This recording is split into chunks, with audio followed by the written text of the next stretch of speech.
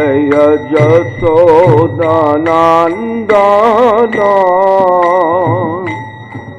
जय ब्रज जन रंजन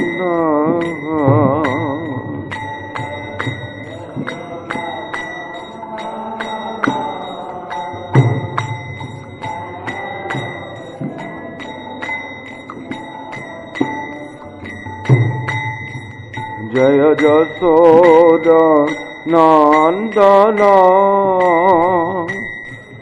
जय ब्रज जन रंजन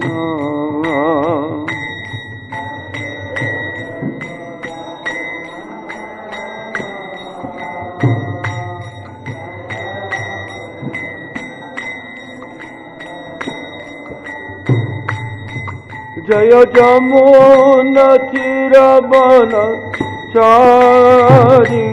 जय कुंज बिहारी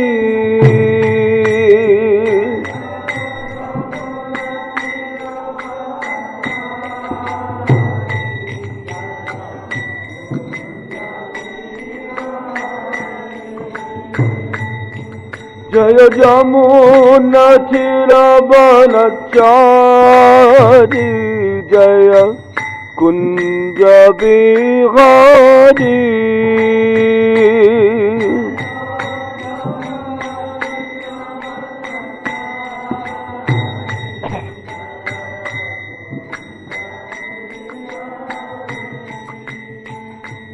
जय राधा माधव जय कुंज बिहारी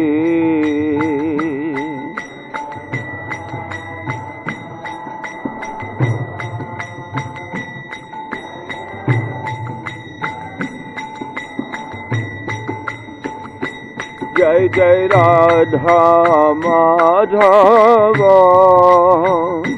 जय कुंज बिहारी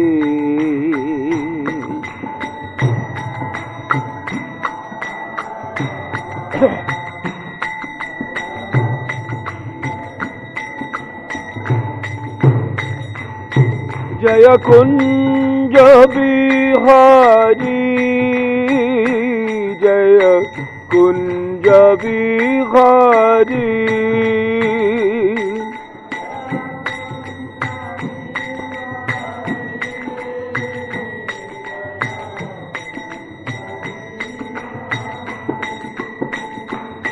जय कुंज बिहारी जय कुंज बिहारी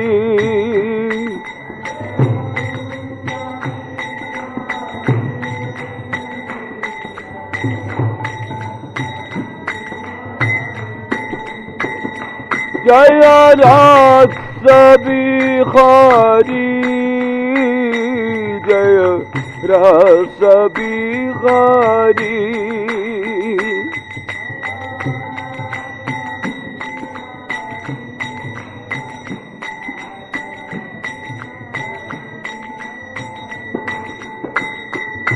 जय रस बिहारी जय रस बिहारी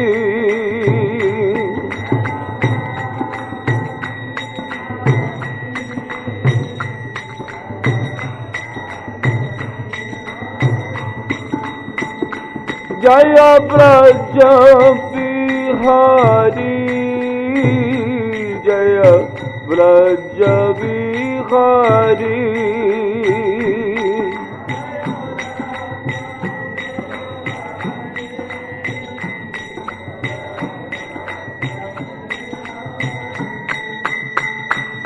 हरे कृष्ण कृष्ण कृष्ण हरे हरे हरे राम राम राम राम हरे हरे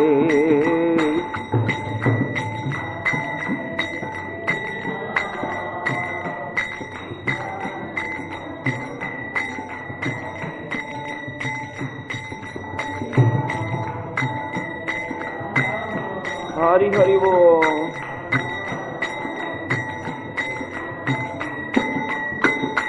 हरे कृष्ण कृष्ण कृष्ण हरे हरे, हरे राम राम राम राम हरे हरे।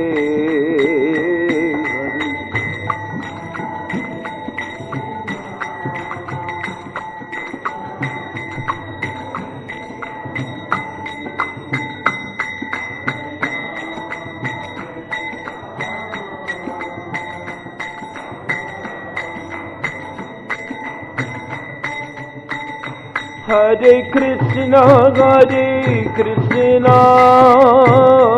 कृष्ण कृष्ण हरे हरे, हरे राम राम राम हरे हरे।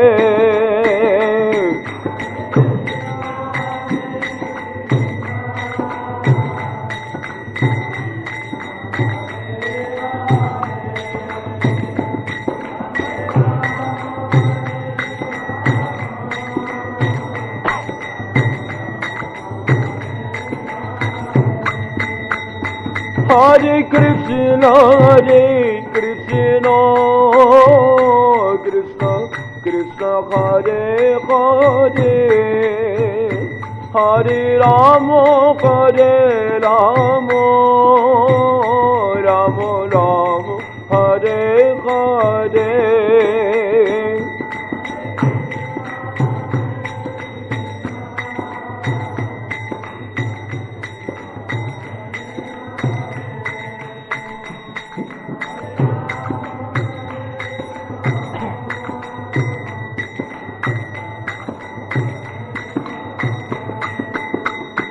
हरे कृष्ण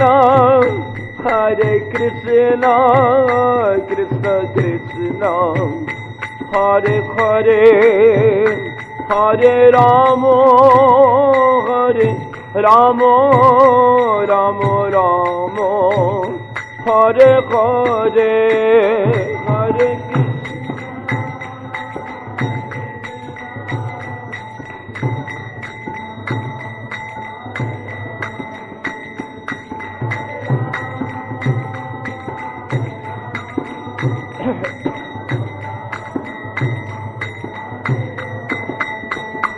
जय राधे श्याम जय राधे श्याम जय राधे श्याम जय राधे श्याम।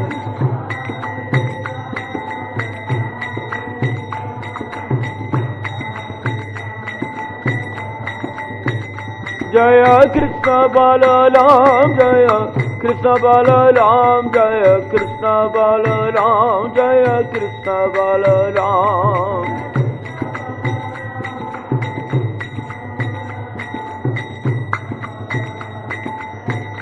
नित्य गौर हरि बोल हरि बोल हरि बोल गौर हरि बोल।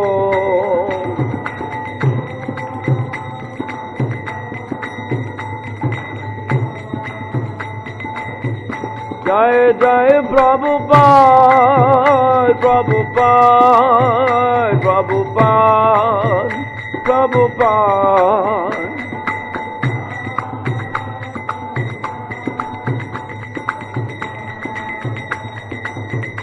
जय जय गुरुदेव गुरुदेव गुरुदेव गुरुदेव।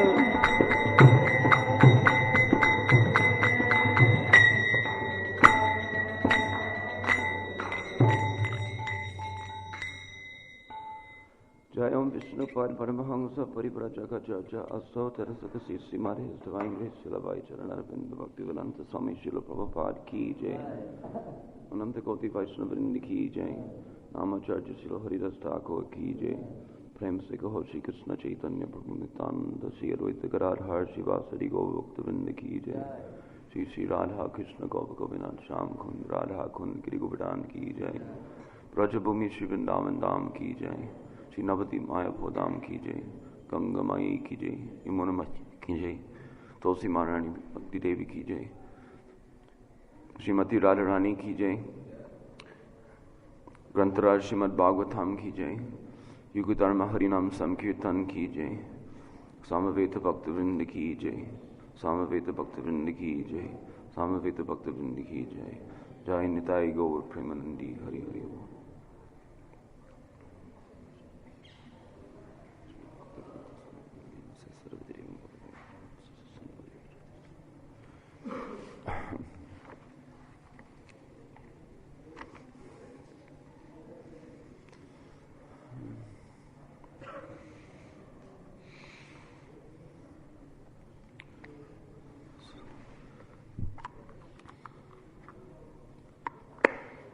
We're reading a very sobering verse and purport from the 30th chapter of the 10th canto of Srimad Bhagavatam. This is text 34. So I want Ram Roy to do me the favor of leading us in the Sanskrit, because he's a better man than me. Or let's say a better devotee than me. Here, come this side. Give him the mic, please. I hope it's working.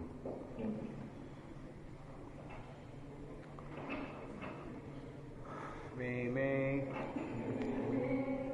Taya Chatma Rata Atmaramo Pi Akandita Kaminam Darsayan Nainyam Srinam Jaiva Duratmatam Vene Kaya Satmarata Atmaramo Kandita Kaminam Darsayan Dainyam Srinam Chaiva Dharatmatam Vene Kaya Satmarata Atmaramo Kandita Kaminam Darsayan Dainyam Srinam Chaiva Dharatmatam Vene Kaya Satmarata Atmaramo Kandita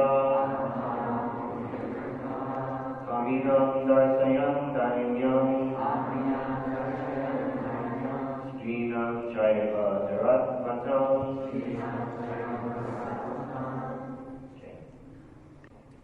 Rene, eat and joy. Taya, with her. Cha, and. Atmarata, he who takes pleasure only within himself. Atmarama, completely self-satisfied. Api, although. Kandita, never incomplete. Kaminam, of ordinary lusting men. Darsayat, showing. Dainyam, the degraded condition. Srinam, of ordinary women. Chadeva, also. Duratmatam, hard-heartedness. Thank you.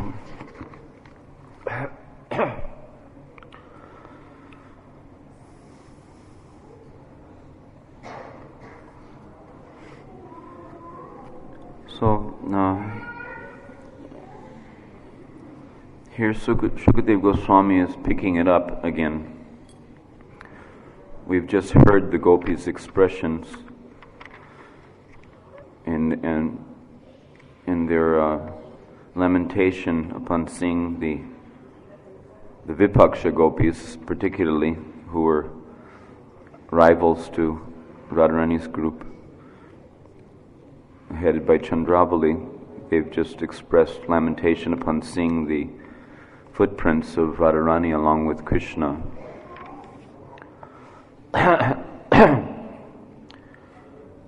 Which in certain respects are the supreme glory of Braja and the glory of the Braja pastimes, is that the footprints of Radha and Krishna are placed practically on every footpath in this holy land.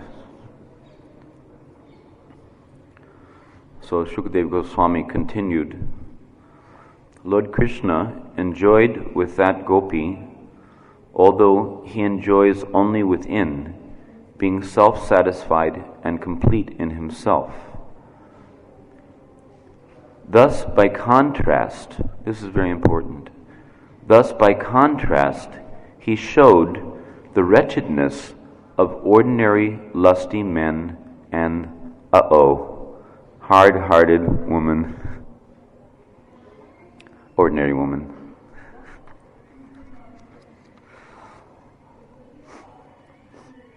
Please repeat. Shukadeva Goswami continued. Lord Krishna enjoyed with that gopi, although he enjoys only within, being self-satisfied and complete in himself. Thus, by contrast, he showed the wretchedness of ordinary lusty men and hard-hearted women.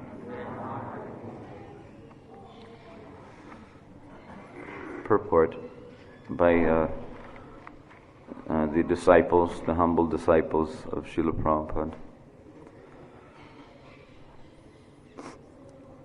Although this is a very nice purport coming up, however, I feel that it's important that we also hear some of Srila Prabhupada's Vani regarding some of the topics under discussion, which will, I think, help to shed some light and perhaps bring a sobering perspective to the subject matter. This verse directly refutes the superficial criticism materialistic people sometimes direct against Lord Krishna's pastimes. The philosopher Aristotle claimed that ordinary activities are unworthy of God.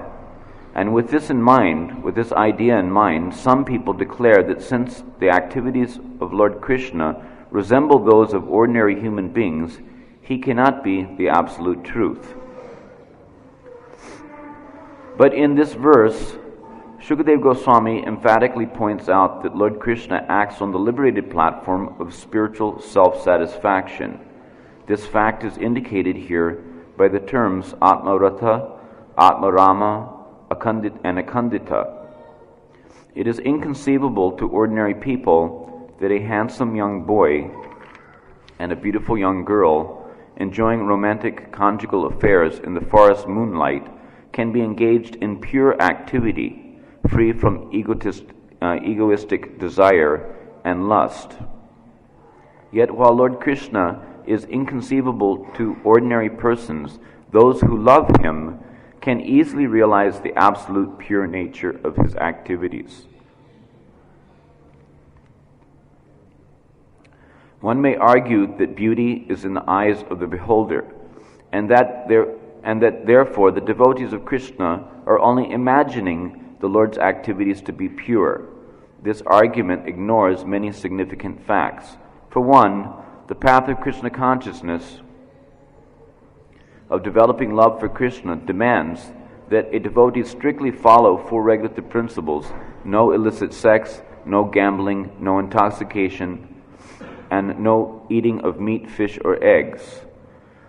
When one is freed from material lust and rises to the liberated platform beyond material desire, one realizes the absolute beauty of Lord Krishna.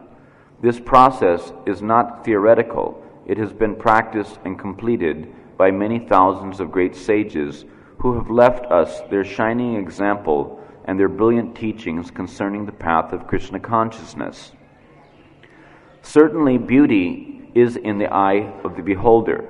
However, real beauty is perceived by the soul's eye and not by the lusty eye of the material body. Therefore, the Vedic literature repeatedly stresses that only those free from material desires can see the beauty of Lord Krishna with the eye of the pure soul, anointed with the love of Godhead. It may finally be noted that upon realizing the pastimes of Lord Krishna, one becomes free of all tinges of sex desire, and let me read it again. It may finally be noted that upon realizing the pastimes of Lord Krishna, one becomes free of all tinges of sex desire, a state of mind that can hardly result from meditating upon material sexual affairs. One final note. The conjugal pastimes of Krishna perfectly round out his qualification as the supreme absolute truth. The Vedanta states that the absolute truth is the source of everything, so certainly the absolute cannot lack any of the beautiful things of this world. It is only because romantic affairs exist in a pure spiritual form in the absolute that they can manifest in a perverted material form in this world. Thus, the apparent beauty of this world is not to be absolutely rejected. Rather, beauty should be accepted in its pure spiritual form. Since the beginning of time, men and women have been inspired to poetic rapture by the art of romance. Unfortunately, romance in this world usually leads to crushing disappointment, brought about by a change of heart or by death. Thus, although we may at first find romantic affairs beautiful and enjoyable, they are eventually spoiled by the onslaught of material nature. Still, it is unreasonable to totally reject the concept of romance. Rather, we should accept conjugal attraction in its absolute perfect pure form as it exists within God, without a tinge of material lust or selfishness. That pure conjugal attraction, the supreme beauty and pleasure of the supreme truth, is what we are reading about here in the pages of Srimad Bhagavatam. Om Gyanatimirandasya Gananjana Shalakaya Chakshur Malitam Jena Tasmai Shri Gurave Namaha Vanchikalpatarubhyascha Kripasindubhyevcha Patitaram Pavanevyo Vaishnavevyo Namo Namaha Shri Krishna Chaitanya Prabhu Nityananda Shri Advaita Gadadhar Shivasadi Gaur Bhaktivinoda Hare Krishna Krishna Krishna Hare Hare Hare Ram Ram Ram Hare Hare. So I want to make one little point about this purport. In this last paragraph, although we can understand what is intended by our commentator, if you will casually read this, perhaps without much insight, you might conclude that the romantic affairs found in this world are beautiful and enjoyable. The only problem is that the time factor is there, death factor is there, and that people have changes of heart. But otherwise, it's a very beautiful and wonderful affair. And one might conclude that that if we could simply not have a change of heart, and if we can learn to accept the bad with the good, then we would be, let's say, satisfied and happy by involving ourselves with the mundane romance, being that it is otherwise a very beautiful thing, without taking into consideration that mundane romance is putrid rotten, stale, pale, and you could say disgusting in every respect, through and through, from beginning to end. There's no question of anything beautiful or wonderful about the mundane romance. The birds and the bees, they are also engaged in various animals, practically in every species of life. You will see that the sexual impulse is there. And that sexual impulse, at the very onset, is an expression of the desire of the conditioned soul to imitate God as the enjoyer or the Purusha. So, in no way should we think that the sexual affairs of men and women of this world has any standing from the perspective of the true vantage point of transcendental realization or pure Krishna consciousness.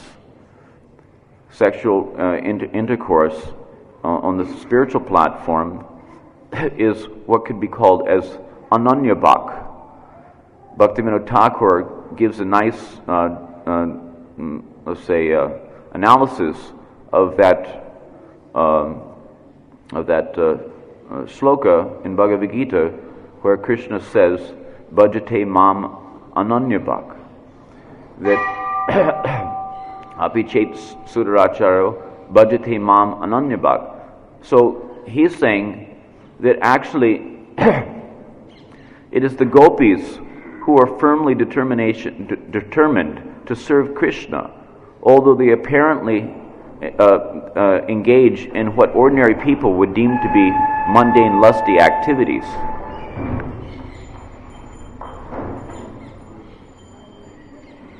Jai Shri Sinitai Gaura Resham Shri Shri Krishna Balaram Ki Jai.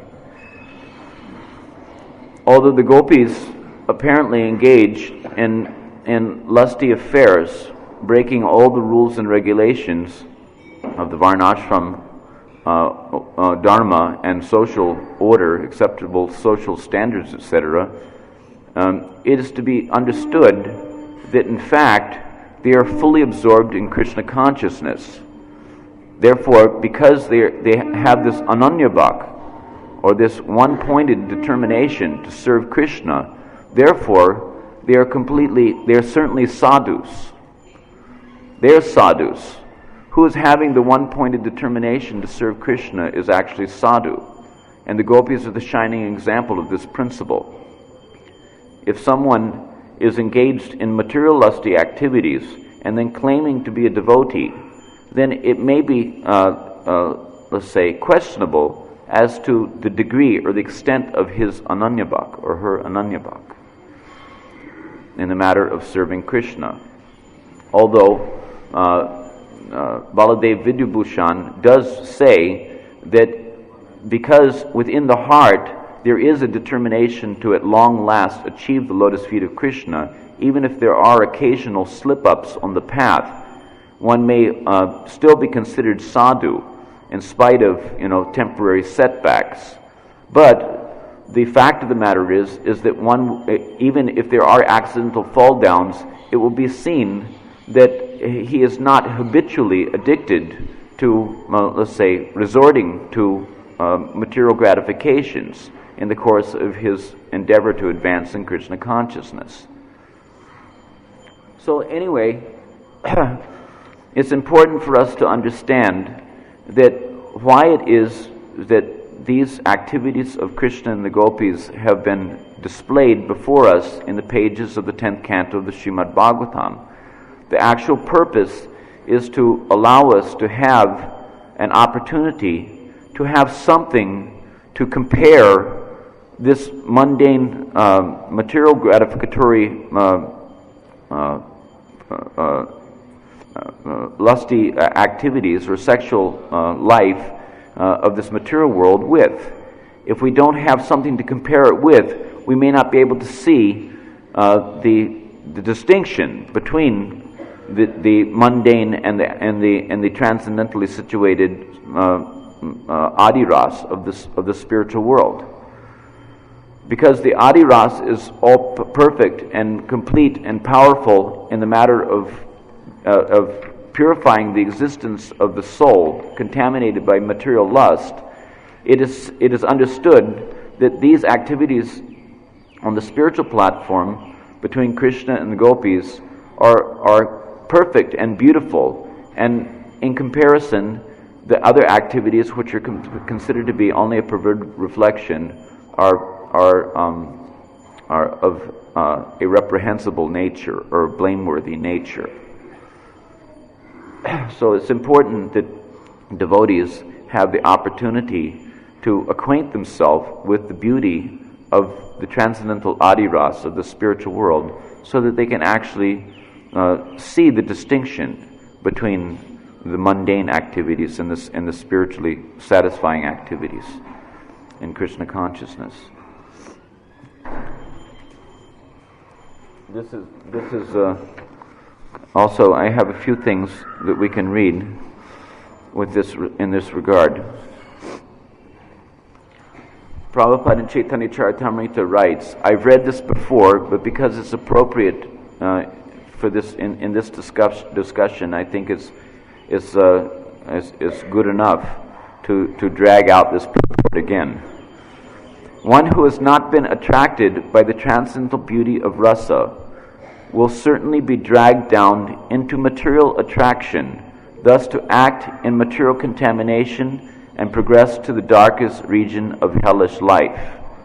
But by understanding the conjugal love of Radha and Krishna, one is freed from the grip of attraction to so-called love between man and woman. Similarly, one who understands the pure parental love of Nanda and Yasoda for Krishna will be saved from being dragged into material parental affection. If one accepts Krishna as the supreme friend, the attraction of material friendship will be finished for him, and he will not be dismayed by so-called friendship with mundane wranglers.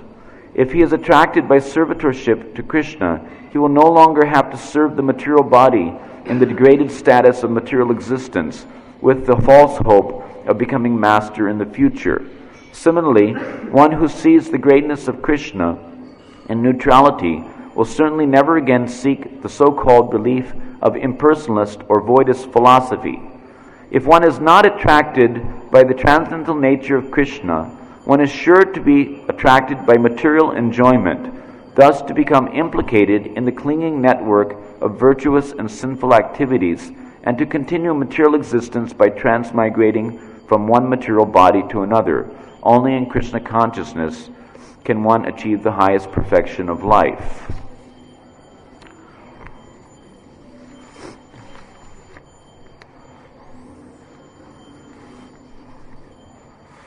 A devotee, therefore, must be attracted by the behavior of the inhabitants of Vrindavan who live in a direct relationship with Krishna. The land, water, cows, trees, and flowers serve Krishna in Shantaras. Krishna's servants serve Krishna in the Dasyaras, and Krishna's cowherd friends serve him in Sakyaras. Similarly, the elderly gopis and gopas serve Krishna as father and mother, uncles, and other relatives, and the gopis, the young girls, serve Krishna in conjugal love. While executing devotional service, one must be naturally inclined to serve Krishna in one of these transcendental relationships. That is the actual success of life. So it's important here, we can see how Prabhupada is prompting us that we must be attracted to serve Krishna in one of these transcendental relationships. That we must be attracted by the behavior of the inhabitants of Vrindavan who live in a direct relationship with Krishna. It's not only our duty, but it's our very, let's say, the very life of our life, the very soul of our soul, the very intrinsic capacity of the soul to be attracted to the realm of Braja and to be attracted to Krishna's Leelas in Braja and his dealings with his various devotees in the land of Braja. In Krishna Samhita, Sri Krishna Samhita, Bhaktivinoda Thakur makes a nice point here, which I think is important for all devotees to hear, so as to clear some possible doubts about the goal of our bhajan.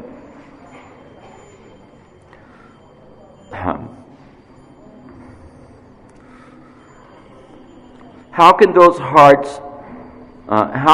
whose hearts have been polluted by social prestige attain Krishna?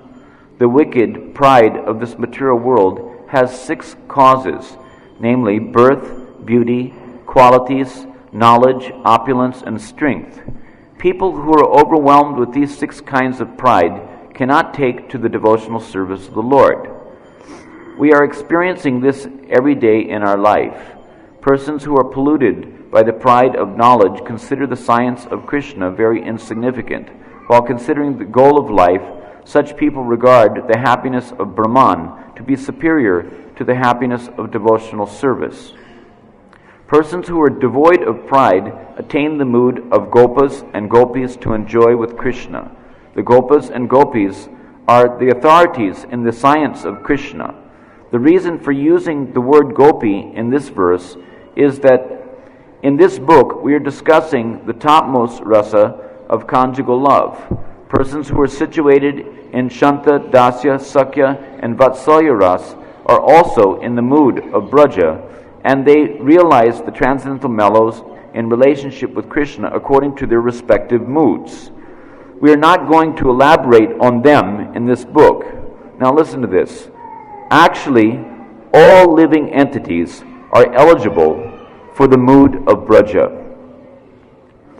When one's heart is filled with the mood of Madhurya, he attains Braja in full perfection. So this is an important point that should be brought out a little bit with regard to what relationship we have with the discussions about the Braja Leelas in the Srimad Bhagavatam. These Braja Leelas in the Srimad Bhagavatam are meant to attract us to another soil. We're like fish out of water. Our original home is Braja, and our natural innate capacity for let's say, augmenting the moods of Braja within our own hearts are there in every one of us. It is not that there are some souls who are cut out, so to speak, to become Vaikuntha Basis, and some souls are cut out to become as Dwarka Basis or Ayodhya Basis, and some souls are cut out to be Braj Basis. And those souls who are cut out to be Braj Basis are so rare and few and far between that we could hardly hope to see even one, in this world. That's not a fact. According to Bhaktivinoda Thakur, he says that every living entity has the eligibility, the innate or the inherent adhikar to cultivate the moods of Braja or to augment the moods of Braja. So this indicates that these descriptions of Srimad Bhagavatam, where the gopis are extolled as the topmost devotees of Krishna, that these descriptions are meant for us. They're meant to awaken within us an attraction to the realm of Braja. They're meant to awaken within us an attraction to the Adiras, or the pure spiritual, you can say, sexual dalliance between Krishna and his lovers in the spiritual realm. And by doing so, we can very easily overcome attraction to the mundane, dim reflection within this world.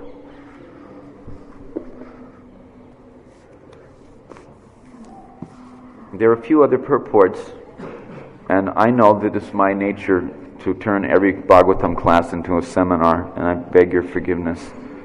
But and I hope that I don't drag on too much, and I hope this doesn't ruffle anyone's feathers. But it's not meant to ruffle anyone's feathers. It's simply to let's say, bring our focus back onto the real goal of our life.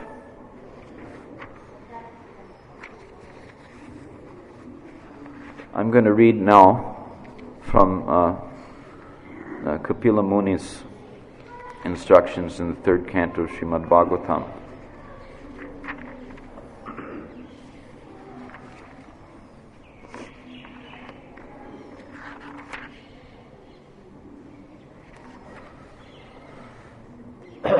Because in the verse itself that is under discussion, it is mentioning that by contrast,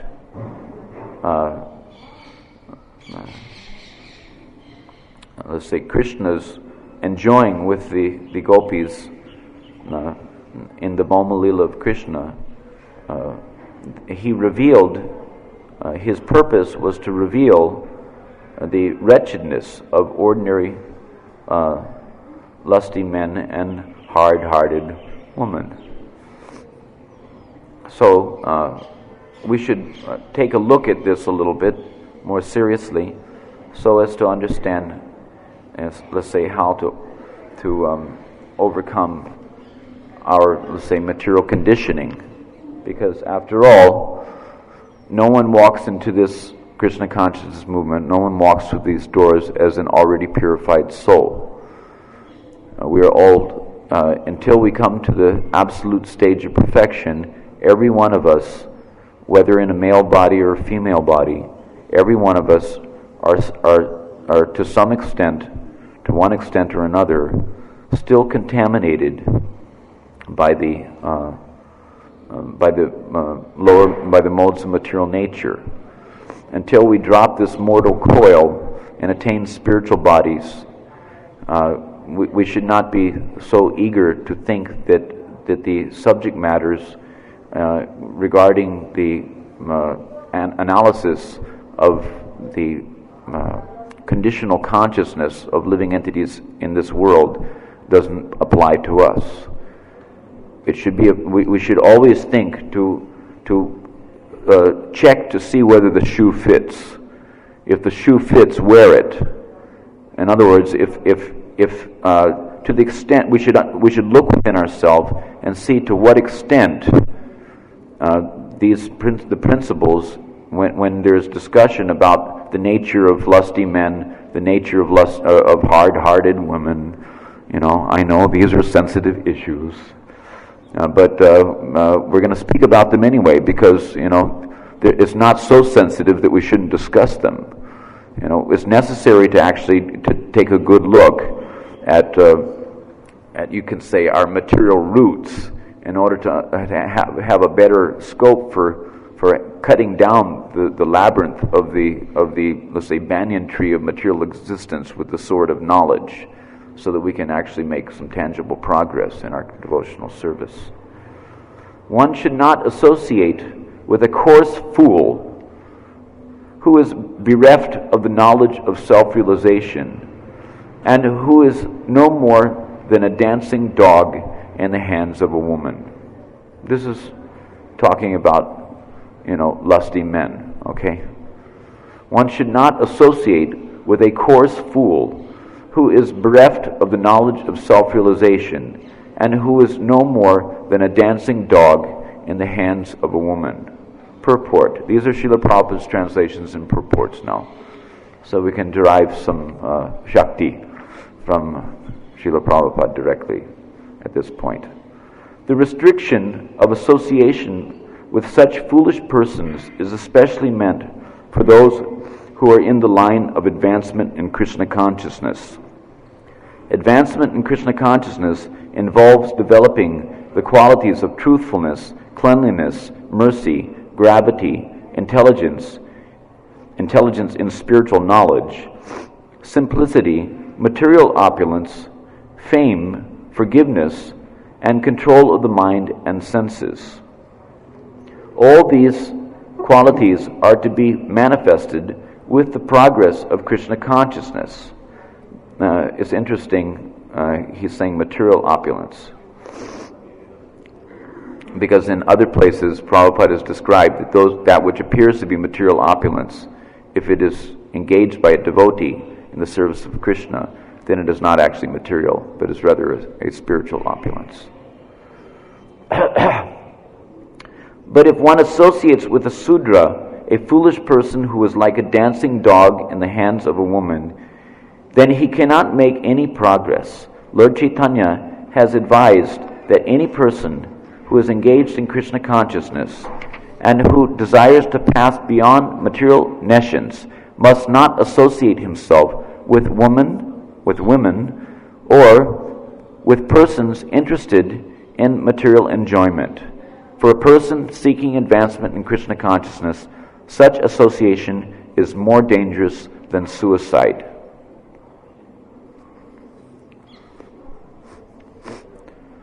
The infatuation and bondage which accrue to a man from attachment to any other object is not as complete as that resulting from attachment to a woman, or to the fellowship of men who are fond of women. Attachment to women is so this is the purport. Attachment to women is so contaminating that one becomes attached to the condition of material life, not only by the association of women, but by the contaminated association of persons who are too attached to them. There are many reasons for our conditional life in the material world, but the topmost of all such causes is the association of women, as will be confirmed in the following stanzas. In Kali Yuga, association with women is very strong. In every step of life, there is association with women. If a person goes to purchase something, the advertisements are full of pictures of women. The psychological attraction for women is very great, and therefore people are very slack in spiritual understanding. The Vedic civilization, being based on spiritual understanding, arranges association with women very cautiously. Out of the 4 social divisions, the members of the first order, namely Brahmacharya, and the third order, Vanaprastha, and the fourth order, Sannyas, are strictly prohibited from female association. Only in one order, the householder is there licensed to mix with women under restricted conditions. In other words, attraction for woman's association is the cause of the material conditional life, and anyone interested in being freed from this conditional life must detach himself from the association of women. So there's some very interesting, statements by Lord Kapila.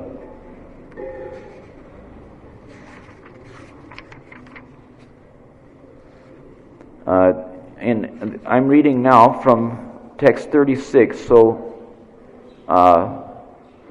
by text 41, he will show the converse effect of the association of women. In other words, or the attraction of women.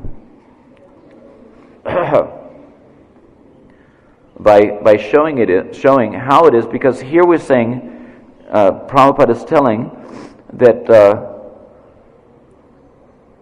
this attraction for woman's association is the cause of material conditional life. So someone might think that, well, that sounds like a plausible statement from the perspective of a man, but what about the woman? How it is that the woman of this world can be considered to be, let's say, that their material conditional life could be the attraction of for the association of woman. So this is answered very nicely in the 41st verse, where he says, a living entity who, as a result of attachment to a woman, in other words, a living entity, as a result of his attachment to a woman in his previous life, has been endowed with the form of a woman in the present life. In other words, there's a reason why certain living entities are having these hulking physical bodies in the forms of men, and others are having the hulking physical bodies in the forms of women. In any case, form of man or form of woman, both hulking physical bodies are basically stool bags, which are meant to, let's say, confine us in this world of birth and death. So we should not be, let's say, enchanted by the physical stool bags of each other's bodies, but rather, as Prabhupada will be pointing out in a couple subsequent purports that I will read, that we should be, let's say, enchanted by the beauty of Krishna. And if we if we allow ourselves to be attracted or enchanted by the beauty of Krishna, then it's possible for anyone, regardless of whichever confinement he or she is presently, let's say, subjected to, can be terminated.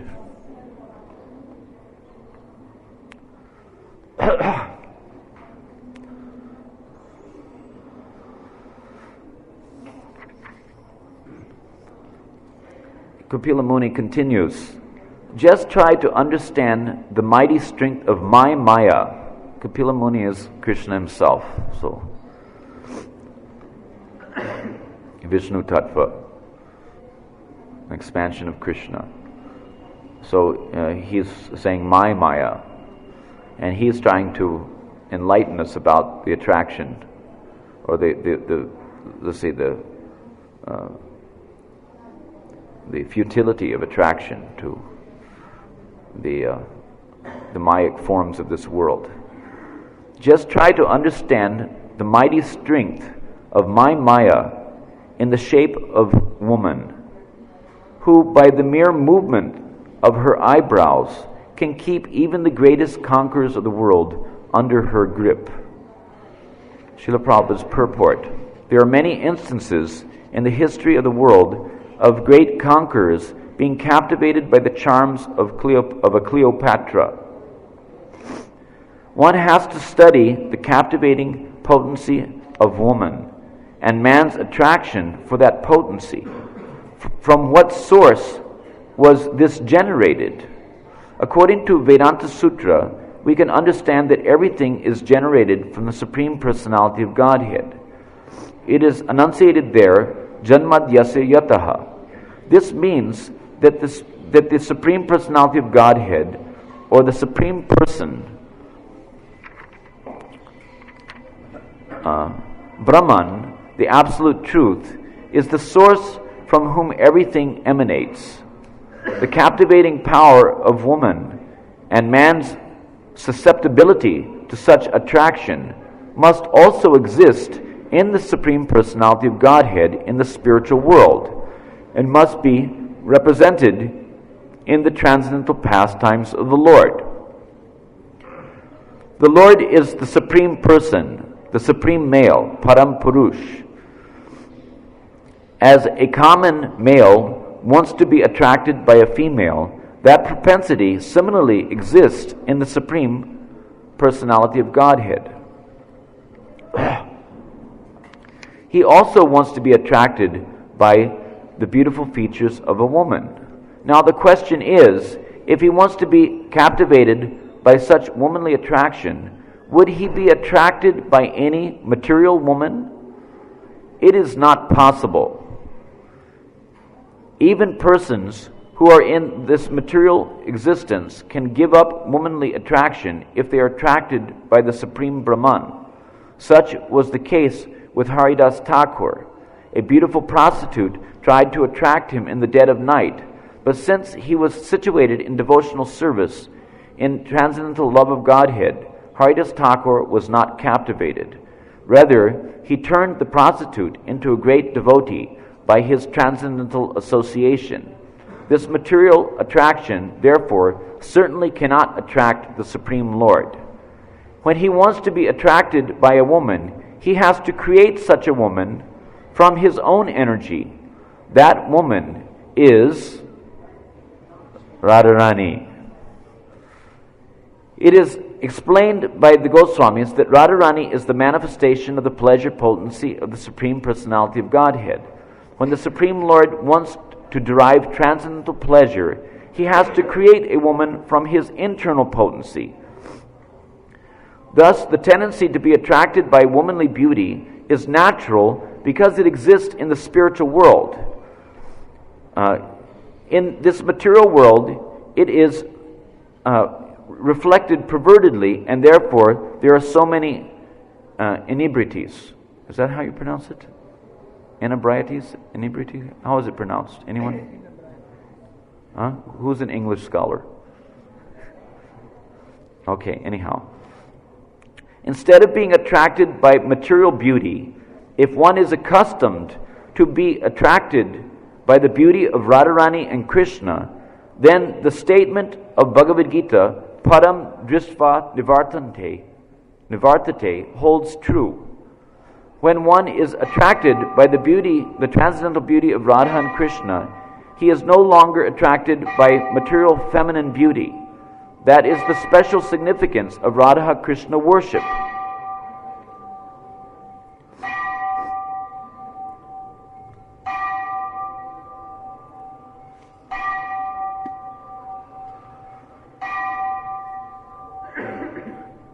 That is testified to by Yamunacharya.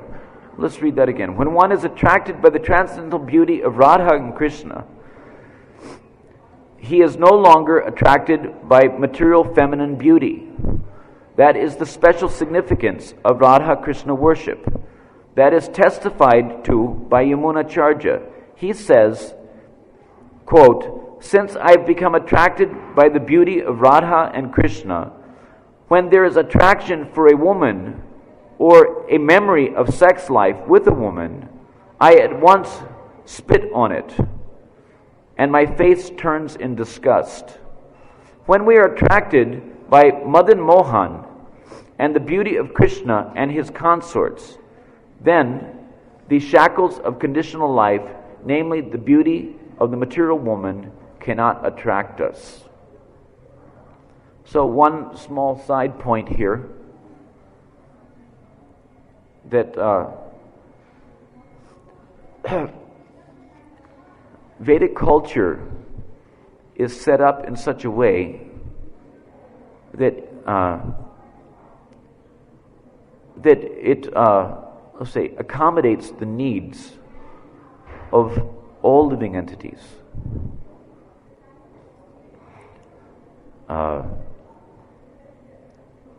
Especially in human society, because human life is a life of responsibility. Vedic culture is set up so as to facilitate the progress of the conditioned soul out of material entanglement to the spiritual platform. It is described in subsequent purports. I don't know how many purports I'm going to have time to read, because I'm trying to do you Prabhus a favor and not extend the class or overextend the class too long. But the Vedic culture is set up so as to basically, because we've just heard how it is that the greatest cause of material entanglement is the attraction between man and woman. So it's necessary to understand the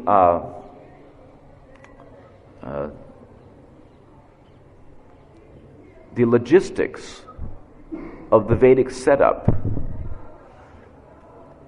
If a woman is attracted and attached to the service of her husband, then it is possible for the woman to be upgraded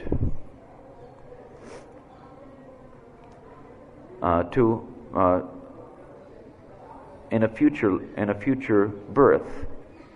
If she is not fully Krishna conscious in this lifetime, if she is fully Krishna conscious in this lifetime, then there's no need to discuss these things.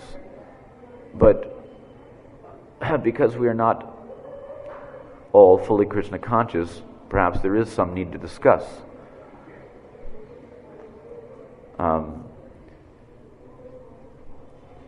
However, just as we're going to read in this purport to text 41,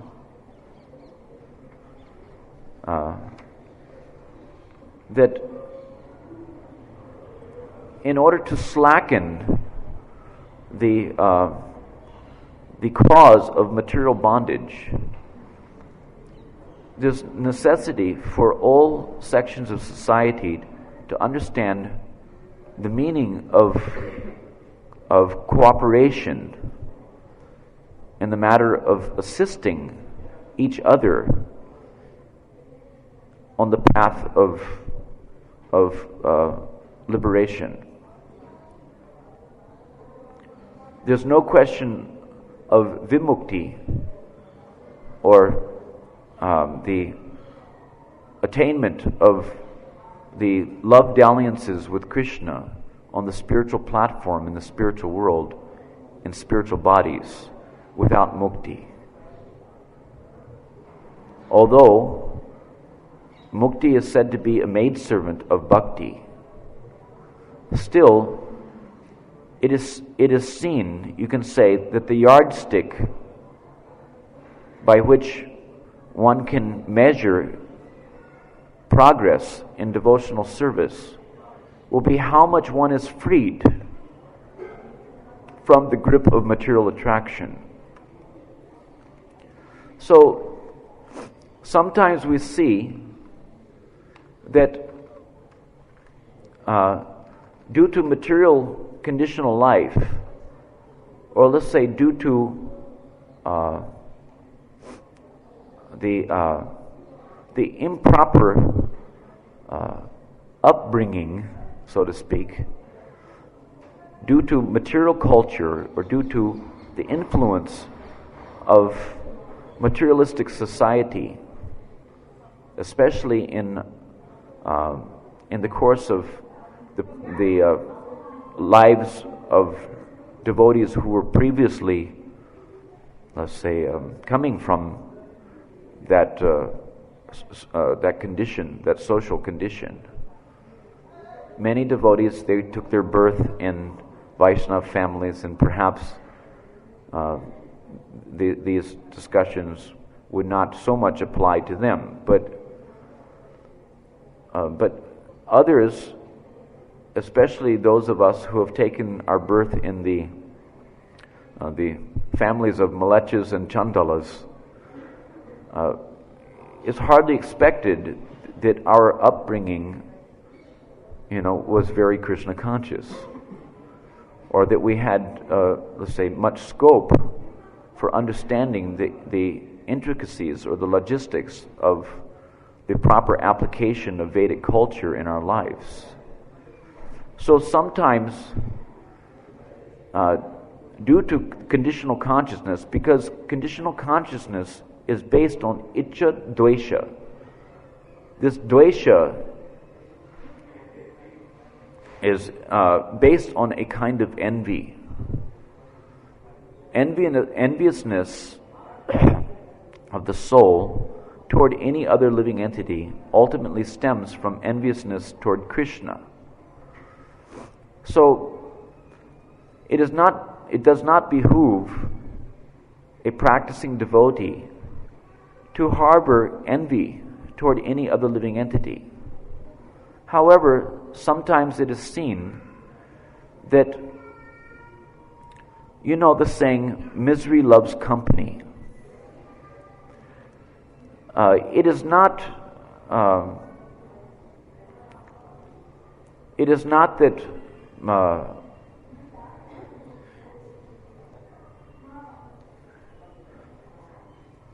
that we should be thinking that because we have been shackled by the attraction of woman, either in this life or in previous lifetimes, that we should try to drag others down to our condition of life in order to, say, feel,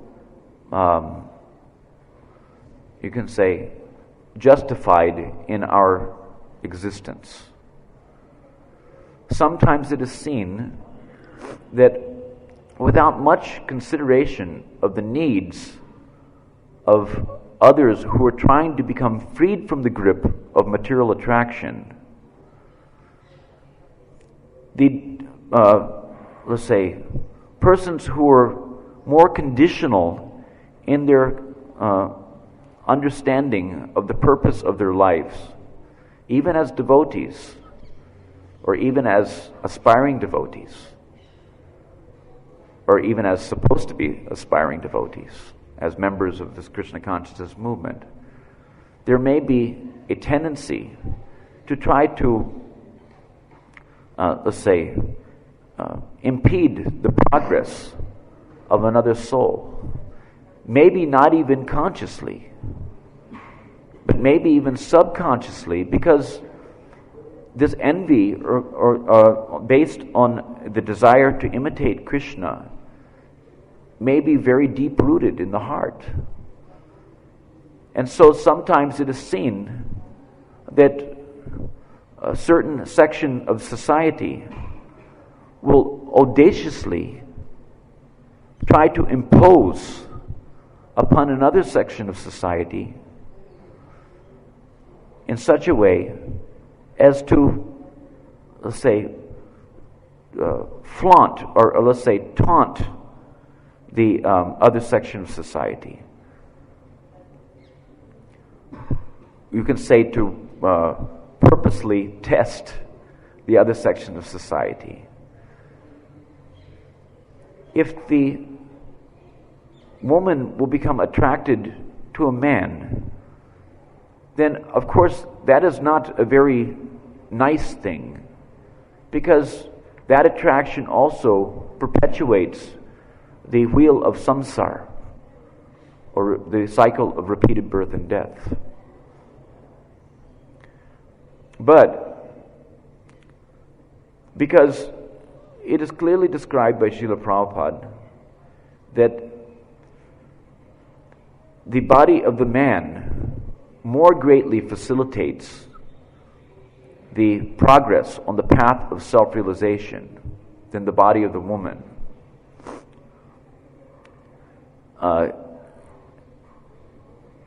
It is to be understood that if the woman will somehow or other, in the course of devotional practices, allow herself to become attracted to the form of a man, then it is not as degrading, because she can be uplifted even materially by such attraction.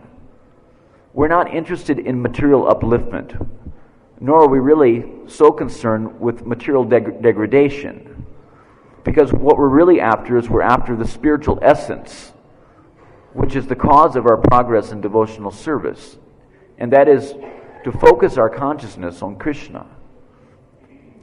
From any standpoint, Striyo, Vaishyas, Tata, Shudras, etc., the Papayonis of this world, if they surrender to Krishna, they can actually make tangible progress in Krishna consciousness and even attain to the position as a vimukta, eternal associate of Krishna in the spiritual world, by taking shelter of Krishna.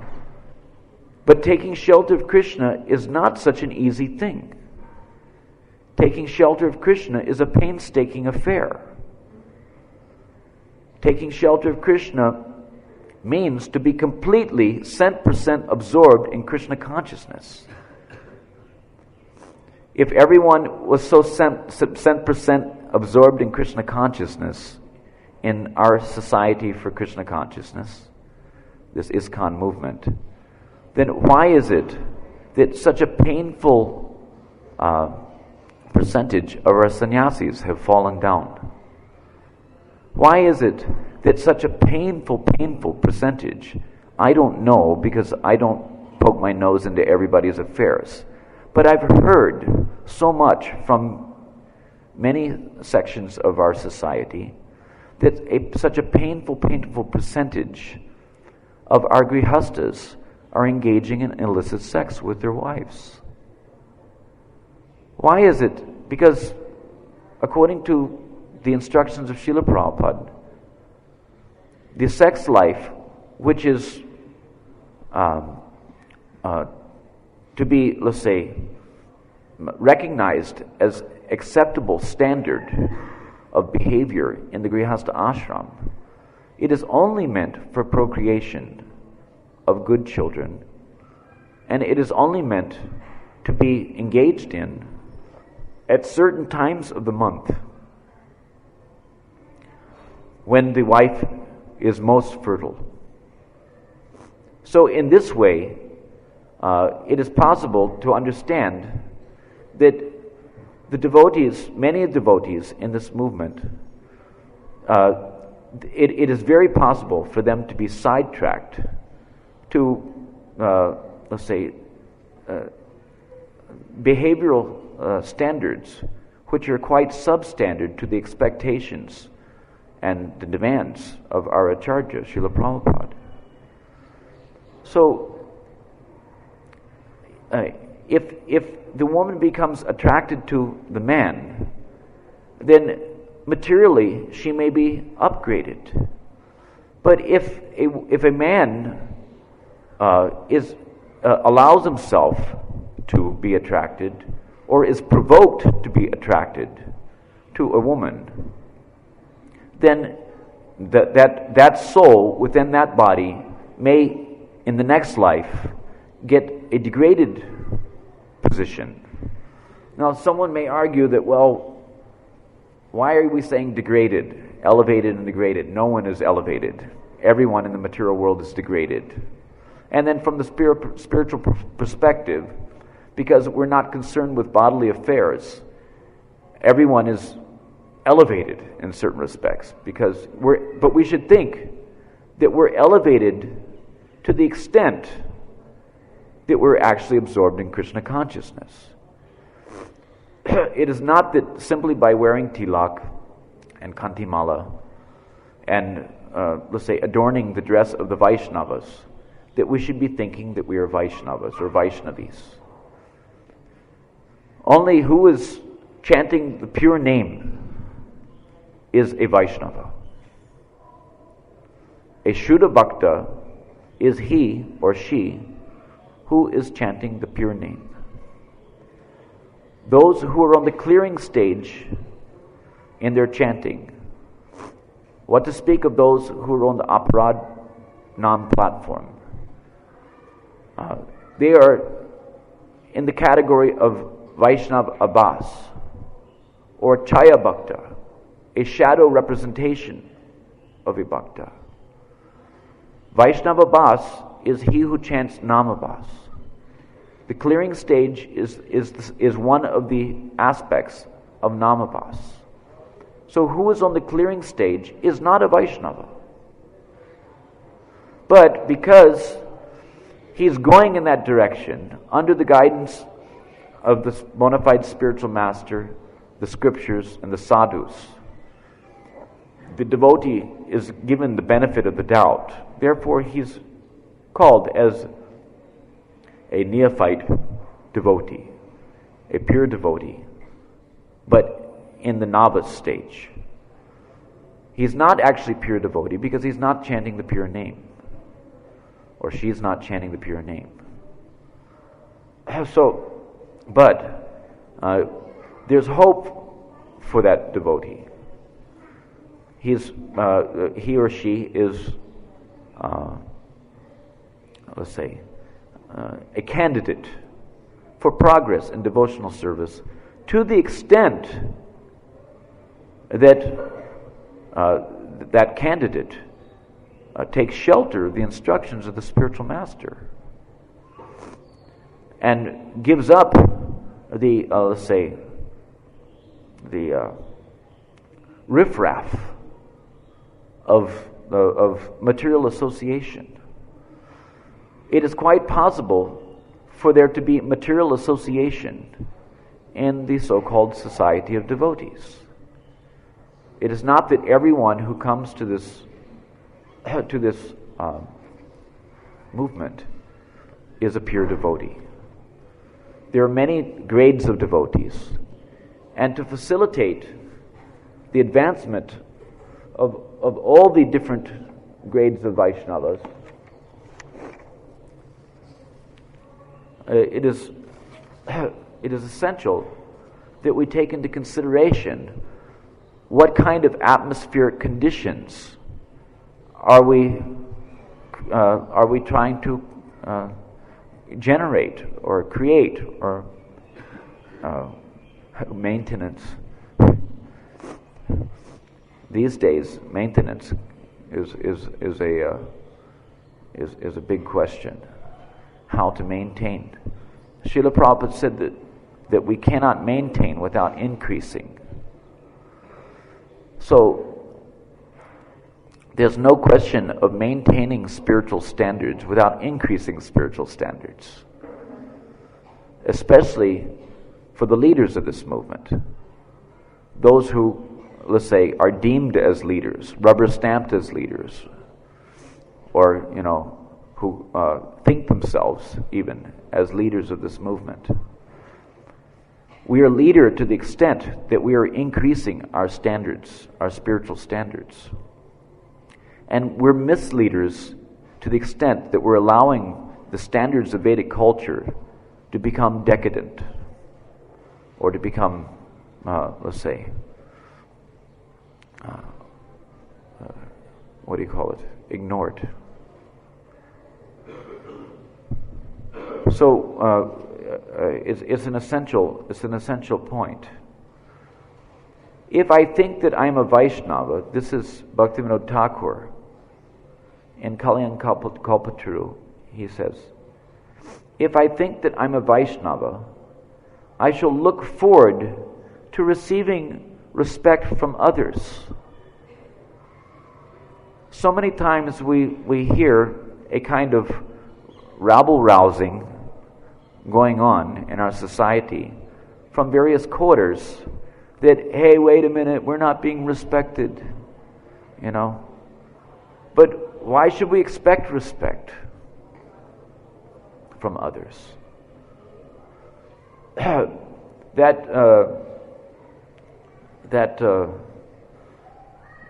say, is in certain respects a sign of our lack of humility.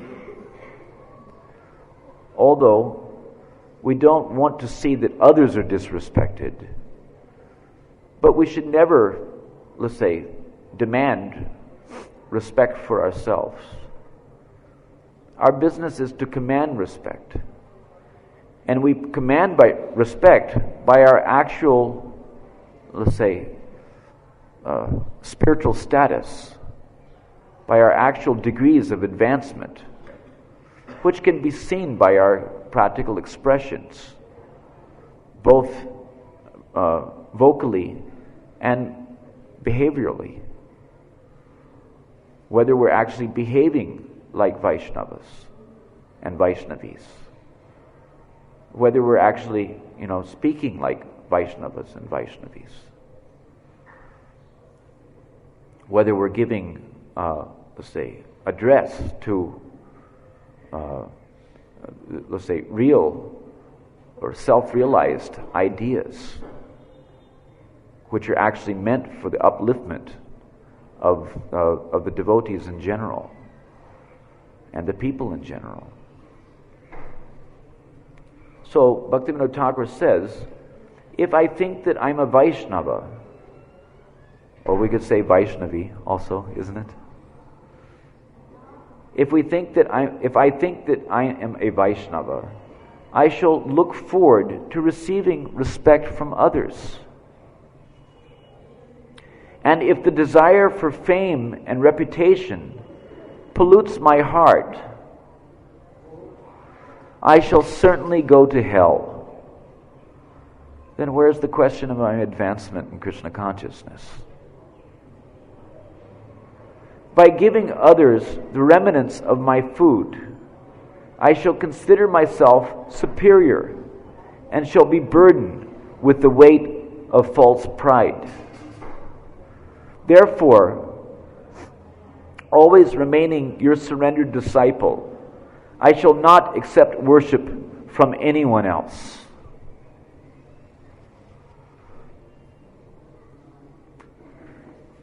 And furthermore, to regard oneself as a guru of Vaishnavas is an impediment to one's humility.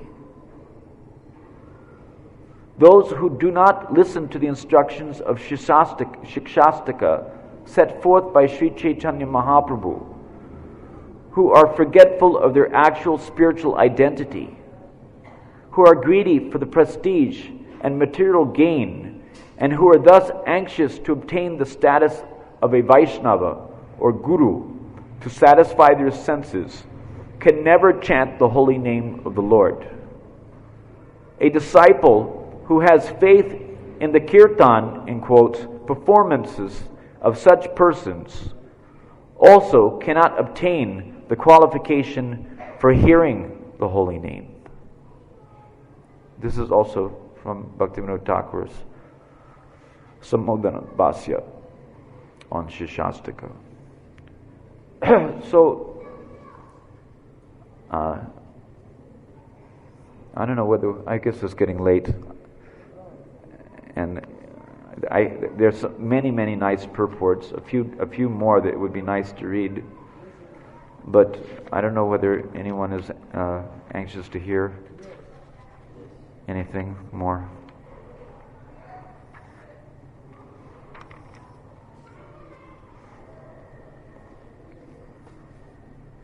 Should I read a little more? What is the consensus? Huh? Okay.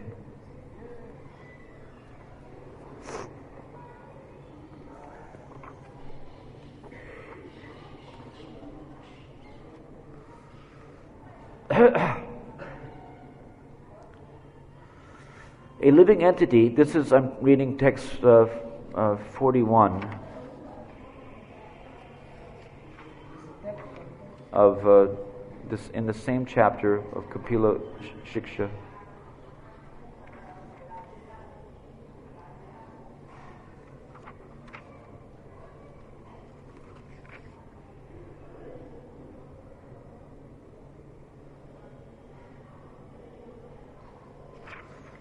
No, I'm going to read from text 39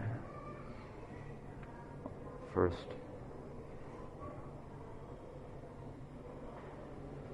Anyway, I'll just read.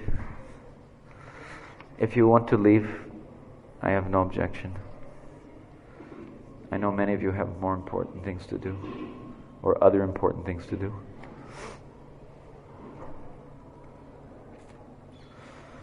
One who aspires to reach the culmination of yoga and has realized his self by rendering service unto me should never associate with an attractive woman, for such a woman is declared in the scripture to be the gateway to hell for the advancing devotee. Srila Prabhupada's purport. The culmination of yoga is full Krishna consciousness, not half-baked Krishna consciousness, please. Prabhupada is saying full Krishna consciousness. So we shouldn't flatter ourselves, is the point I'm trying to make, basically.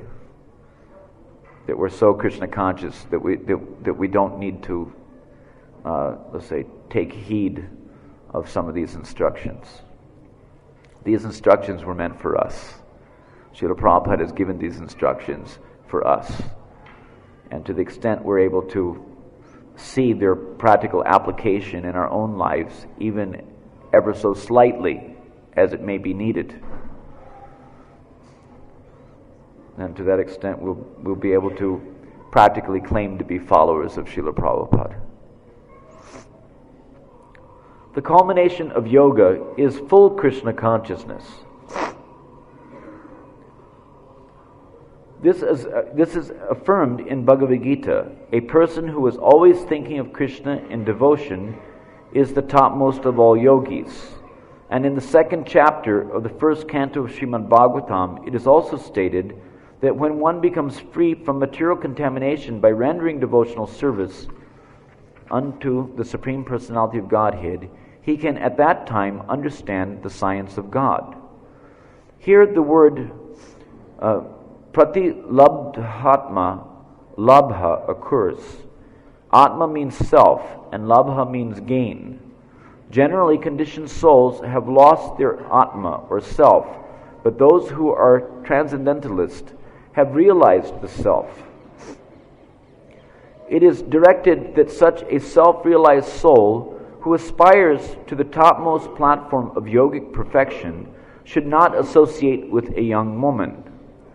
In the modern age, however, there are so many rascals who recommend that while one has genitals, he should enjoy women as much as he likes, and at the same time, he can become a yogi. In no standard yoga system is the association of woman accepted. It is clearly stated here that the association of women is the gateway to hellish life. The association of woman is very much restricted in the Vedic culture. Out of the 4 social divisions, the brahmacharya, vanaprastha, and sannyasi, 3 orders are strictly prohibited from the association of women. Only the grihasthas, or householders, are given license to have an intimate relationship with a woman, and that relationship is also restricted for begetting nice children. If, however, this is Prabhupada's humor coming out now, if, however, one wants to stick to continued existence in the material world, he may indulge in female association unrestrictedly. You have my blessings.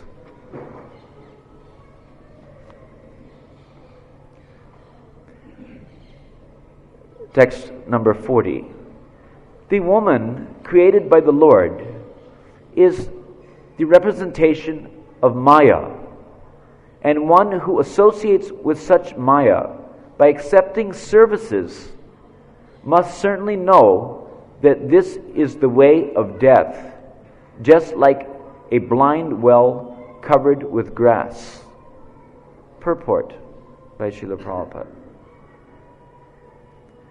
Sometimes it happens that a rejected well is covered by grass, and an unwary traveler who does not know of the existence of the well falls down, and his death is assured. Similarly, association with a woman begins when one accepts services from her, because woman is especially created by the Lord to give service to a man. By accepting her service, a man is entrapped. It should be interjected here that Srila Prabhupada sometimes he instructed by practical example. I remember one time Pragosh was distributing books in an airport. I think it was in LA, and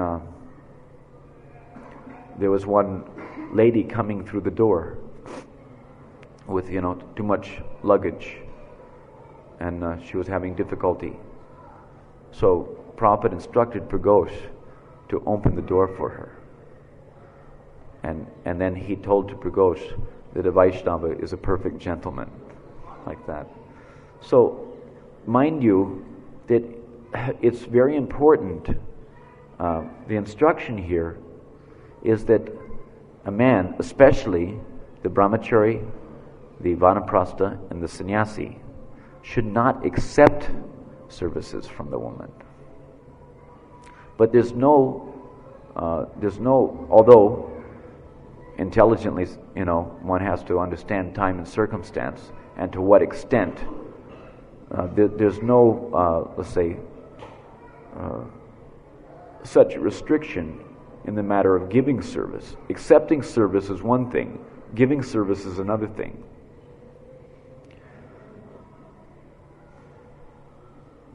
If he is not intelligent enough to know that she is the gateway to hellish life, he may indulge in her association very liberally. This is restricted for those who aspire to ascend to the transcendental platform. And it might be also added, if you don't mind my interjecting something in Prabhupada's purport here, a little explanatory note, that this, for those who aspire to ascend to the transcendental platform also includes grihastas. In other words, it's not the business of the grihasta thinking that he has license for restricted sense gratification, that he can unrestrictedly engage in his so-called restricted sense gratification. So if someone is actually aspiring to ascend to the transcendental platform, then in all respects, it is essential to understand that the association, the idea of a man associating with a woman is simply the perverted reflection of the original idea of Krishna associating with the gopis, or that's let's say the reflection of the Parakya Ras, and in marital life the reflection of the Swakya Ras, Krishna's associating with his queens. So it is not, let's say, in keeping with the original Seva Bhavana of the soul, who is Prakriti, not Purush. Even 50 years ago in Hindu society, such association was restricted. A wife could not see her husband during the daytime. Householders even had different residential quarters. This is Prabhupada's exposition on the actual standards of Vedic life. The internal quarters of a residential house were for the woman, and the external quarters were for the man. Acceptance of service rendered by a woman may appear very pleasing, but one should be very cautious in accepting such service, because it is clearly said that woman is the gateway to death or forgetfulness of one's self-interest. She blocks the path of spiritual realization.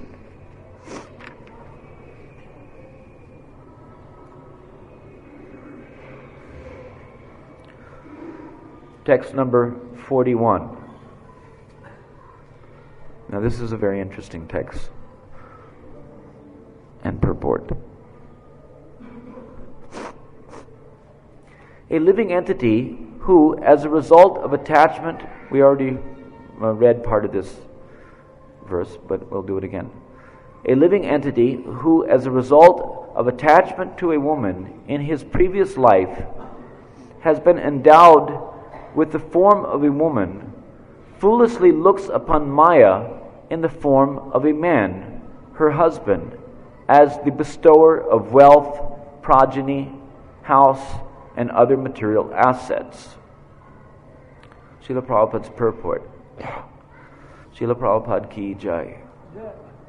I didn't hear many jais on that one. Let's try again. Srila Prabhupada ki jai.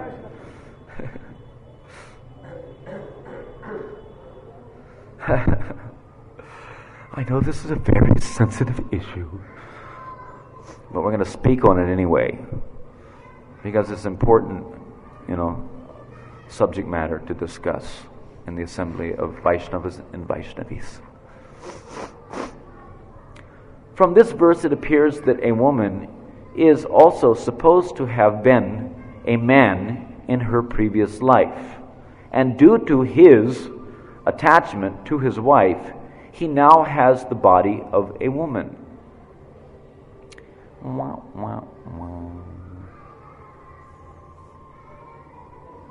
Anyway, all is not lost.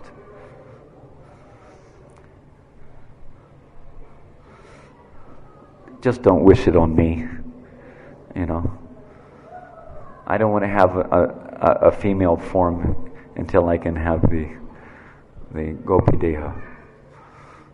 So, please bless me that I'll never again fall into the trap of thinking myself to be the exploiter of the form of the woman, which is actually the reflected form of Srimati Radharani. Just like Shankachuda, just like Ravana, just like these, nasty representations that we see, who are trying to compete with Krishna. So we should also remember that that Chaitanya Mahaprabhu, by his shining example, how much he was, let's say, keen on, let's say, restricting his female disciples' approach to him. And it's important to understand this also a little soberly, if you don't mind. I think I'll just diverge to a little discussion about the actual purpose of sannyas. The sannyas order, you may be knowing that there's a in the sannyasi is given what we call as the sannyas mantra, or sometimes it's called as the Gopi Bhava mantra.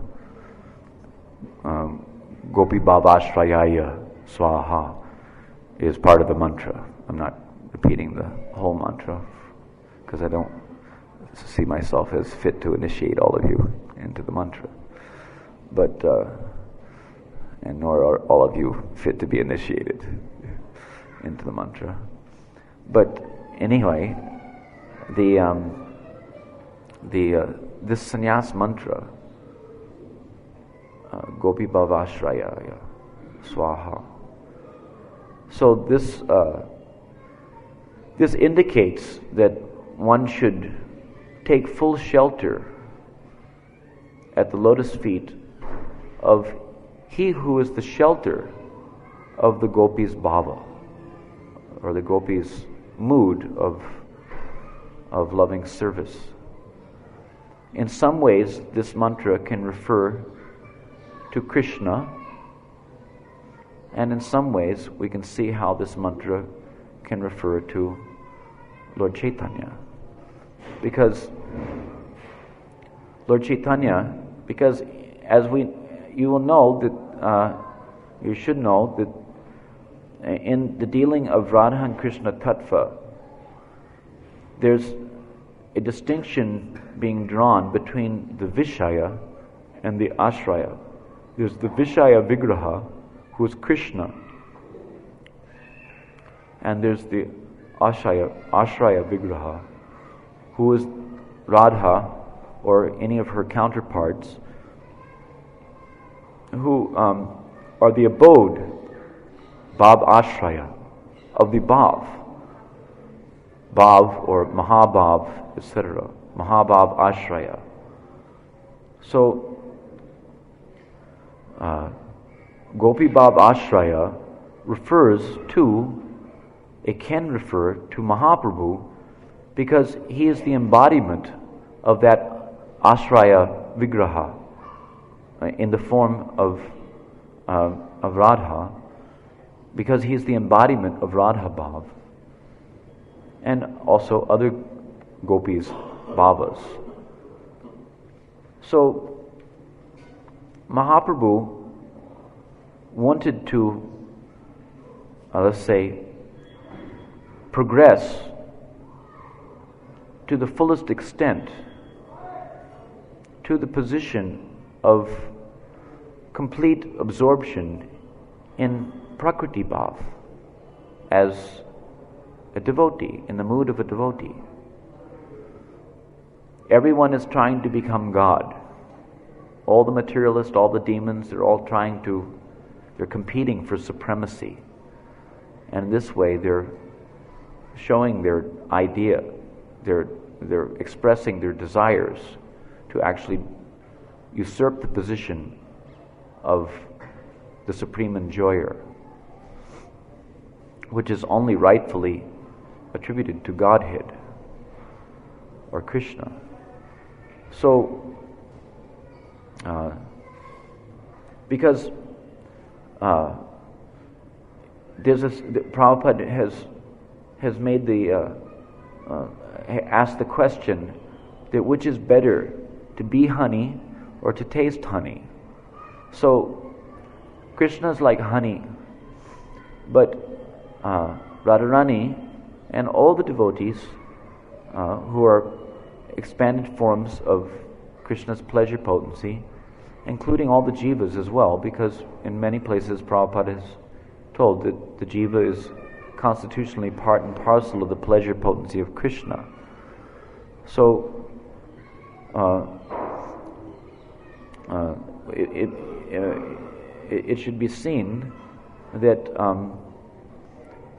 that as Krishna is the supreme male or the supreme enjoyer, and all devotees are to be enjoyed, so they are all manifestations of his Prakriti.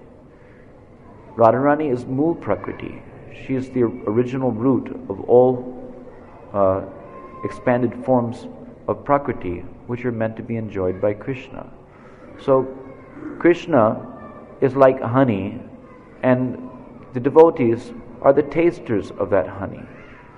In Chaitanya Charitamrita it describes how a devotee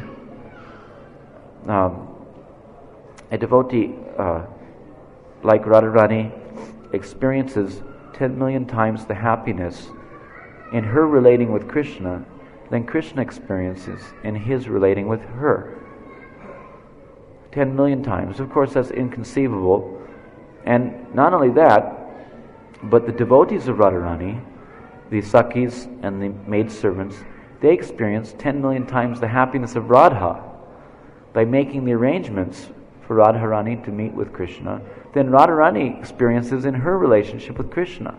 So 10 million times 10 million. How many zillion is that? You know?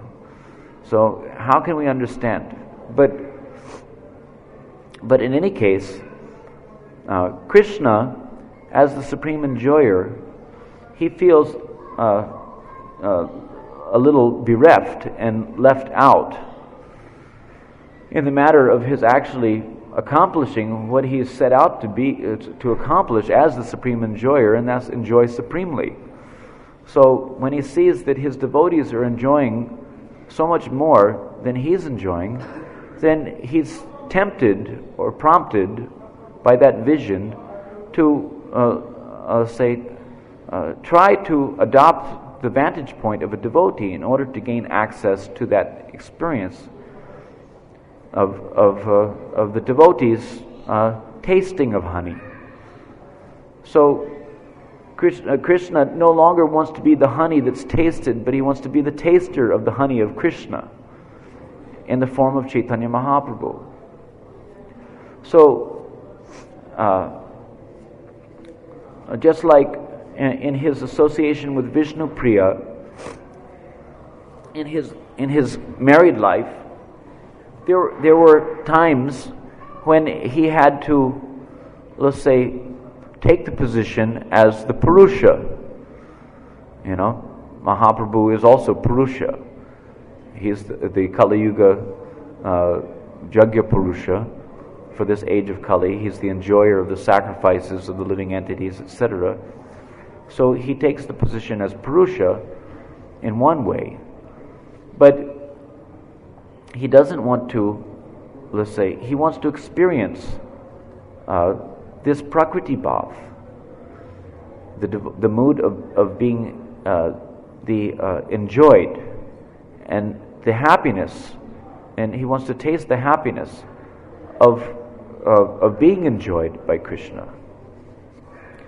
And by tasting that happiness, experience 10 million times the happiness, or 10 billion zillion times the happiness that he would ordinarily get to experience.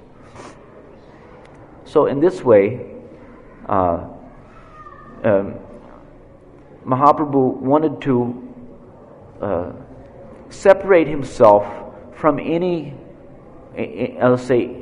situation as far as possible. He wanted to separate himself from any condition which would cause him to again revert to his Purusha Bhav, or the mood of an enjoyer. Even it's described by many Vaishnavacharyas, Narahari Sarakar, and also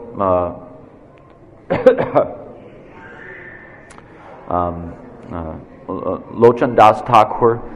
In their books, there's elaborate description about Mahaprabhu's conjugal affairs with Vishnu Priya Devi, etc.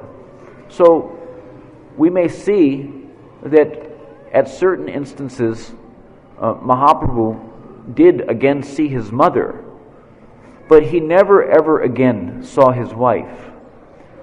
And there's very good reason for that. And also, he never allowed his female disciples to come closer than 50 feet. You can imagine, 50 feet is like from here to maybe the Tulsi Stamba, to offer obeisances. And he was setting an example. It may not be possible for us to follow that example. Here in this day and age, we hardly get 5 inches, at the Mangalartik. What to speak of 50 feet. But if you think about it, Mahaprabhu was the Supreme Personality of Godhead. He was completely in control of his senses. Let's say he's the master of Maya. He never comes under the influence of Maya.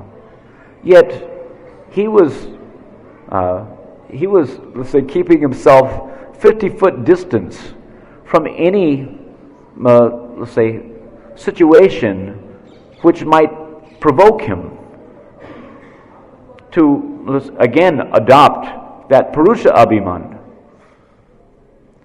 So he's setting the shining example for the sannyasis.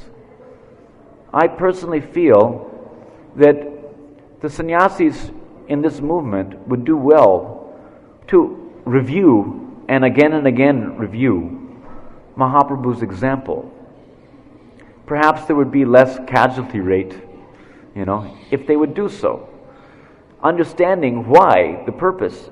We see that practically in every case of every sannyasi, almost every sannyasi who has fallen down, it's been due to, let's say, an inordinate proximity with the female section of let's say, their let's say, clan of disciples or whatever it may have been, due to improper intimacy with the opposite sex. Then what happens is that he loses his standing.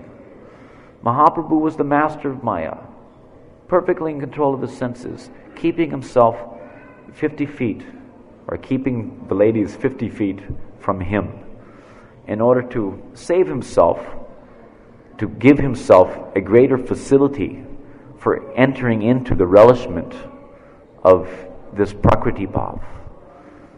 He's showing how the sannyasi can become freed from the attachment to the false Purusha Abhiman, which binds one. It is not woman who's binding. It is not men who is binding the woman. But it's the misconception of ourselves as being the enjoyer or the exploiter of these forms that is within ourselves. That is the contamination. Yet, Vedic culture, in consideration of the contamination or the possibility of that contamination again arising in the heart, makes clear separation between men and women. As a matter of fact, Narada Muni, he describes in one sloka, he describes that people who do not understand the necessity to keep separation between men and women are no better than animals. So there's great necessity for understanding the purpose behind all this. We are all contaminated by this Purusha Abhiman, whether we're in the body of man or in the body of woman. Sometimes it is said that just like in so many places, Prabhupada has mentioned, and it is also coming from Shastra, Chanakya Pandit also has mentioned, that women are 9 times lustier, 10 times egocentric, 7 times, audacious, twice as gluttonous, etc., voracious. Like this, I can't remember the sloka, but I wanted to pull it out of the hat today just for fun. But it mentions like this, and sometimes, or else, just like we were reading, how a coarse fool, a man who becomes the dancing dog in the hands of a woman, or it may be seen many times how like in Prahlad Shiksha, how these fools and rascals who are simply engaged in chewing the chewed, men who are like hogs, dogs, camels, and asses, So sometimes people, it becomes like, whoa, wait a minute, are you talking about me? You're not talking about me, are you? So it's kind of like that sometimes. Devotees become defensive. There's a tendency to become defensive. But if we understand, that we're trying to become cured of a disease, and that more or less everyone that has a material body, unless he's a Nitya Siddha avatar coming, or she's a Nitya Siddha avatar coming from the spiritual world, unless we've attained Vastu Siddhi. Vastu Siddhi means when we will have actuated the Satchidananda Siddha Deha with which to play with Krishna and dance with Krishna in his Leelas. Even if we're on the platform of Sarup Siddhi, at the stage of Bhava Bhakti or Prema Bhakti, the lower stage of Prema Bhakti, in this Sadhak Deha, there's every chance, there's slim chances, let's say, of again becoming overwhelmed. Just like it's described, Srila Prabhupada describes, that Bilvamangal Thakur in his previous lifetime was on the platform of Bhava. But he fell down, so much so that he became addicted to the association of a prostitute, Chintamani. So the sannyas order particularly, and not just the sannyas order, because our business is not just because sannyas is not a change of dress. Sannyas is a change of consciousness. Everyone, whether in this body, that, or the other, it doesn't matter. Everyone should immediately take to the sannyas order of life and embrace the dress of sannyasi or sannyasini in the heart. And understand that our conditional life, whether it's 9 times lustier or 1 times lustier, it doesn't matter really. The principle is the same. We should understand that these instructions from the acharyas, from the shastras, woman is 9 times lustier. Okay, all right. So then, what are we supposed to do? We should be thinking that this is a great mercy. This is not a kind of chauvinism. It's not that this is wrong. This means that someone has misunderstood the instructions of the spiritual master if they perceive that these types of statements are a kind of chauvinism. It's not chauvinism at all. We don't hate any particular section of society. We hate everyone equally. So we don't hate, but the hating of anyone doesn't mean that we're hating you. It means that the doctor is hating the disease. You understand? The doctor doesn't hate the patient. The doctor hates the disease. And as such, he's doing his level best to root out that disease. So when we hear statements like women are 9 times lustier, or this is actually a manifestation of the mercy of the acharya upon the woman, because they need more mercy. Try to understand. The chastisement of the spiritual master is misunderstood by the neophytes.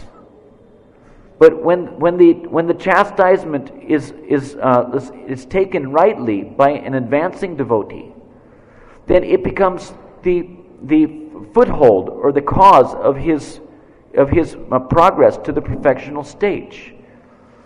So everyone needs mercy, no doubt. Everyone has to become freed from the false Purusha Abhiman. It just so happens that various bodily, let's say, constitutions, they foster varying degrees of lust, anger, envy, kam, krodh, lobh, moha, mada, matsarya, etc.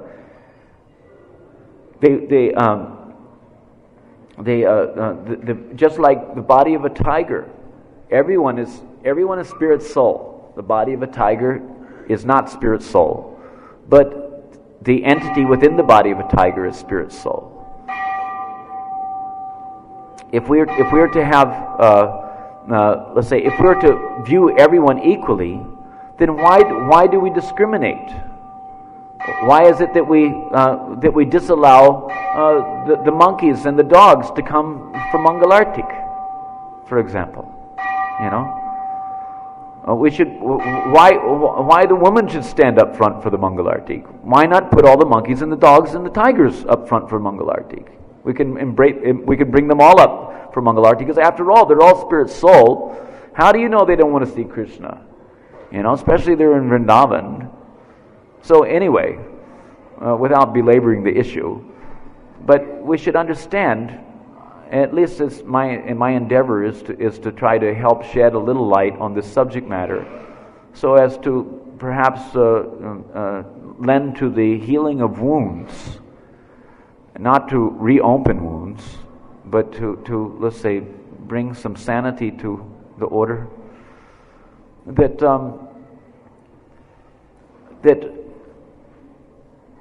with all humility, we have to accept the instructions of the acharyas and accept the instructions of the shastras, not as a let's say challenge superficially, that he's challenging my position. You know, we're also devotees. You know, first of all, we shouldn't be thinking that we're devotees. We should be praying and aspiring that one day we can become devotees. You know, we're as good as the men. You know, this is a great blunder in the let's say in the logic. We should be thinking, and the woman and the men shouldn't be thinking we're better than the woman and all these things. But we should be thinking that we're very low, and we need all the mercy we can get. That if it's being pointed out in Shastra that the women are 9 times lustier, etc., then we should take it that this is our lookout. That we have to be 9 times more careful about our progress in devotional service. We have to work harder, you know, at overcoming. We have to let's say work harder at taking shelter of Krishna. And we have to also work harder, you know, at seeing how our interrelationships with other members of society do not cause, perhaps, let's say, a disruption in the social order for the, you know, in consideration of the progress of all the members of society. This will be the sign of our broad-mindedness. This will be the sign of our spiritual intelligence, you see. And it will be our saving grace that if we have to work harder, just like, you know, Striyo Vaishyas Tata Shudras, you know, Sudras, what to speak of Chandalas, what to speak of Malechas like me, you know. We're brought up in such a low grade, you know, condition of life. And it's very easy for us to again revert to the asura bhavam. You know, we can very easily, let's say, turn our face from Krishna and again go in the direction of the Maya Mrigas of this world. So, and we've seen, how is it that 90% of the disciples of Srila Prabhupada have fallen away from active engagement in devotional service in relationship to Srila Prabhupada's mission? How is it, if it's not possible for people to trip up in the course of their devotional progress? Prabhupada is told that we cannot blame anyone except ourselves for our lack of advancement in devotional service. That means that we cannot blame anyone except for ourselves for our inability to overcome the influence of Krishna's Maya by taking shelter of Krishna. To the extent that we're able to take shelter of Krishna, these statements are meant to, let's say, push us in the direction. Yes, you're 9 times lustier, 10 times more egocentric. So be aware, be careful. It's just like astrology. You don't go to an astrologer to find out how the planetary systems are influencing your life adversely so that you can surrender to the adverse conditions. We go to the astrologer so we can find out that 2 years later, I'm gonna trip and fall and bang my nose. No, you go to the astrologer, so that you don't go to the astrologer to find out that I'm going to bang my nose, so therefore I have to live out the course of my destiny and go bang my nose. 2 years down the line, it's supposed to happen. It's right on time. It's time to bang my nose. Okay, let me fall down now and bang my nose, because it says in the astrology that there's chances for these things to happen. But we go to an astrologer. If we go to an astrologer, if we must, there's no real need. But if you do go to an astrologer, you go to an astrologer to find out how to avoid the possible pitfalls. It's just like on a battlefield, because we're fighting a war against Maya, so there are many mines planted on the battlefield, landmines, so to speak. So these landmines, you may not know, just like Prabhupada was describing the dark well, which is covered by grass. You cannot see. But if by the mercy of the acharyas, these landmines are pointed out, that we can understand the strategy of Maya, then it may be very much easier for us to avoid, the problems in the progress of our spiritual life. So this is mercy.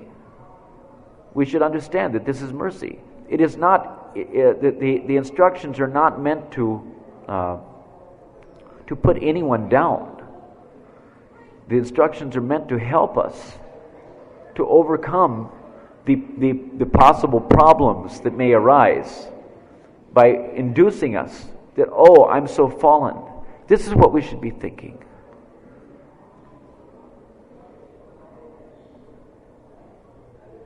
Yeah, okay. So if we can realize that we're in a fallen condition, then it's easier for us to realize that that there's a great need for us to take shelter. We are petite. There isn't anyone in Kali Yuga, basically, who isn't petite. So we have to take shelter of Petit Pavan, who can purify us from our petite by a process which will, let's say, practically effect that purification. And that process has been given by Chaitanya Mahaprabhu. Harinam Sankirtan is the main process given in this age of Kali. So, I don't know, it's already 10 o'clock. Here we go again. I wanted to read this purport though.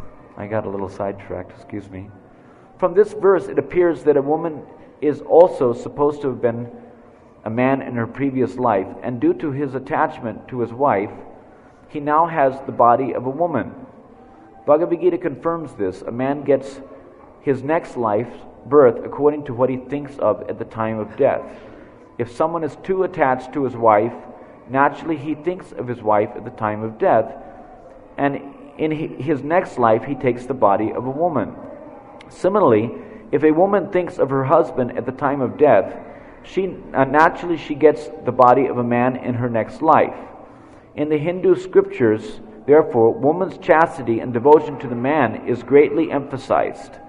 A woman's attachment to her husband may elevate her to the body of a man in her next life, but a man's attachment to a woman will degrade him, and in his next life he will get the body of a woman. We should always remember, as it is stated in Bhagavad Gita, that both the gross and subtle material bodies are dresses. They are the shirt and coat of the living entity. To be either a woman or a man only involves one's bodily dress.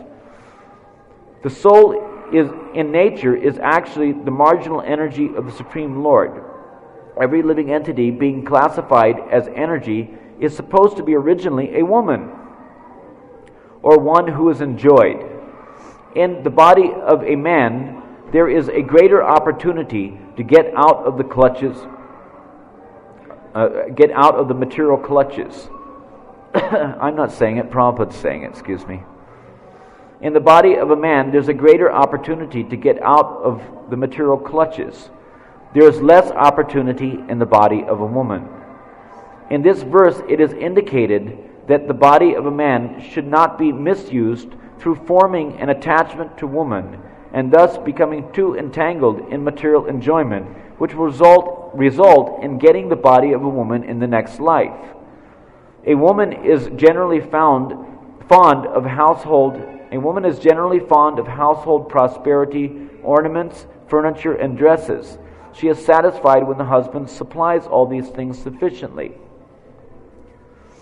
The relationship between man and woman is very complicated, but the substance is that one who aspires to ascend to the transcendental stage of spiritual realization should be very careful in accepting the association of a woman. In the stage of Krishna consciousness, however, in the stage of Krishna consciousness, what are we calling the stage of Krishna consciousness? Huh?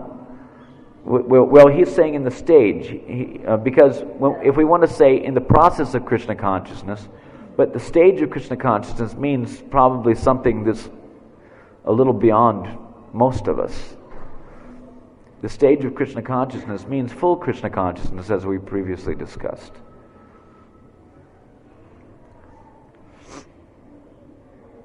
In the stage of Krishna consciousness, however, such restriction of association may be slackened, because if a man and woman's attachment is not to each other but to Krishna, then both of them are equally eligible to get out of the material entanglement and reach the abode of Krishna. As it is confirmed in Bhagavad Gita, anyone who seriously takes to Krishna consciousness, whether in the lowest species of life or a woman, or of a less intelligent class, or of the less intelligent classes, such as the mercantile or labor class, will go back home, back to Godhead, and reach the abode of Krishna. A man should not be attached to a woman, nor should a woman be attached to a man. Both man and woman should be attached to the service of the Lord. Then there is the possibility of liberation from material entanglement for both of them. Of course, we should understand that this is in reference to the Grihastha ashram. It is not that let's say, the restriction of association may be slackened in the Brahmacharya ashram or Vanaprastha ashram or Sannyasa ashram. But because Bhakti Yoga is so powerful that even in the lowly Grihastha ashram, because it's so powerful, this is to extol the beauty and the power of Bhakti Yoga. Many times we see in Bhagavatam and in other Shastras how it is that, for example, a sannyasi like Durvasa Muni, he was defeated by a lowly Grihastha, Ambarish Maharaj. Why? Not because Ambarish Maharaj as a Grihastha was more powerful. It's not that these statements are not to extol the glories of the Grihastha ashram, that in Bhagavat many were Grihasthas. No, but it's to extol the power of the process of bhakti. That bhakti has its power, which can even help one to overcome various, you could say, fallen conditions of life. So if someone is having bhakti, it doesn't matter whether he's a grihastha or brahmachari, vanaprastha, or sannyas, or paramahansa, or whatever, it doesn't matter. If he's Krishna consciousness, or it doesn't matter whether he's in the body of a man or in the body of a woman. If bhakti is there, then bhakti will overcome any impediment and help one to come to the liberated stage of relishing the eternal relationship with Krishna in a spiritual body. But if someone may be a so-called highly elevated sannyasi, because sannyasis are supposed to, it's never said that the grihasthas are the spiritual masters of the varnas and ashrams. It never says that the women are the spiritual masters of the varnas and ashrams. It says that the sannyasis are the spiritual masters of the varnas and ashrams. So someone may be regarded as a sannyasi, but if he's devoid of bhakti, then he's in a fallen condition. Whereas even a lowly Sudra or a Malechara or Chandravala, Yavana, or the lowly, petite woman section of society, if they're invested with bhakti in the heart, then they're more glorious than let's say even the highest materially conceived section of society of sannyas, if that sannyas order is devoid of bhakti. However, in keeping with the varnashram system for proper social intercourse, still it should be especially in the society of devotees. If someone is let's say in the sannyas order, then he should be regarded properly by the other sections of society, in order to facilitate his advancement for our benefit. So, where are we? Let's get in later and later.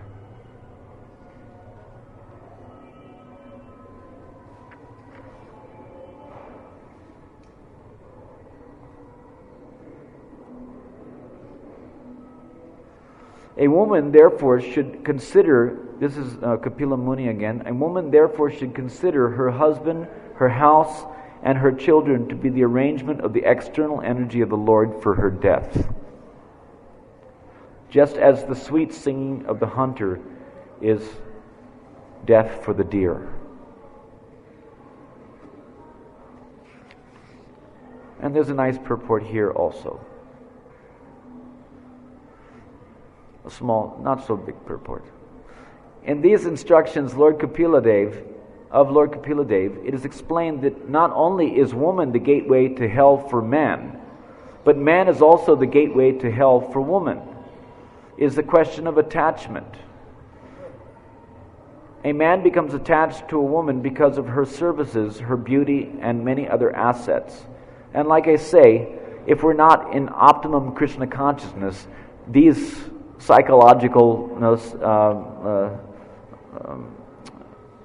or let's say this psychology may also be present in the minds of various classes of neophyte devotees. So we shouldn't just brush it aside as being impertinent to our discussion. A man becomes attached to a woman because of her service, her beauty, and many other assets. And similarly, a woman becomes attached to a man for his giving her a nice place to live, ornaments, dress, and children. It is a question of attachment for one another. As long as either is attached to the other for such material enjoyment, the woman is dangerous for the man, and the man is also dangerous for the woman. But if the attachment is transferred to Krishna, both of them become Krishna conscious, and then marriage is very nice. The big if. If the attachment is transferred to Krishna. So now we have to ask, to what extent are we allowing that to happen? And to what degree are we actually advancing in Krishna consciousness? And to what degree are we still remaining attached to the material trappings on the plea of being a devotee? A man becomes, what is it? Where? But if the attachment is transferred to Krishna, both of them become Krishna conscious. And then marriage life is very nice. Rupa Goswami therefore recommends that anasaktasya vishayan yatarham upayunjataha nirbandha Krishna sambandhe yukta vairagyam uchyate. Man and woman should live together as householders in relationship with Krishna only for the purpose of discharging duties in the service of Krishna. Engage the children, engage the wife, engage the husband, all in Krishna conscious duties, and then all these bodily or material attachments will disappear. Since the vaya medium is Krishna, the consciousness is pure. We could also add here, to the extent the vaya media is Krishna. So that's our lookout, if the vaya media is Krishna. Since the vaya media is Krishna, the consciousness is pure and there's no possibility of degradation at any time. And anyway, I'm going to read one more purport, saying as to how it's only 10:15. Because this is also I actually have two purports more to read, but it's my nature, so please forgive me.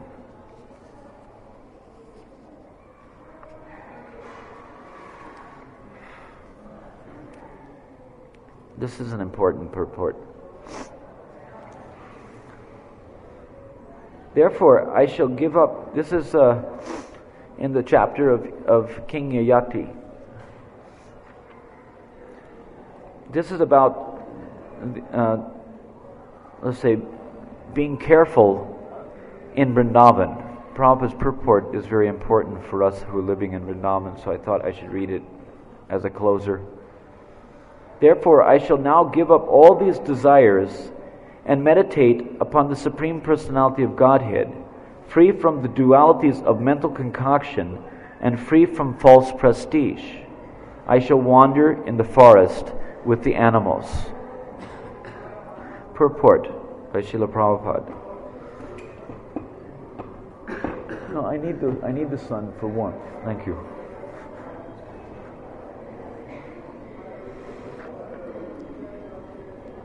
To go to the forest and live there with the animals, meditating upon the Supreme Personality of Godhead, is the only means by which to give up lusty desires. Because after all, we're discussing about, just to bring back into focus a little bit, we're discussing about how these pastimes of Krishna, by contrast with the mundane affairs of this material world, show the abominable nature of these mundane affairs. So, the only way that we can, say, become, redirected toward something,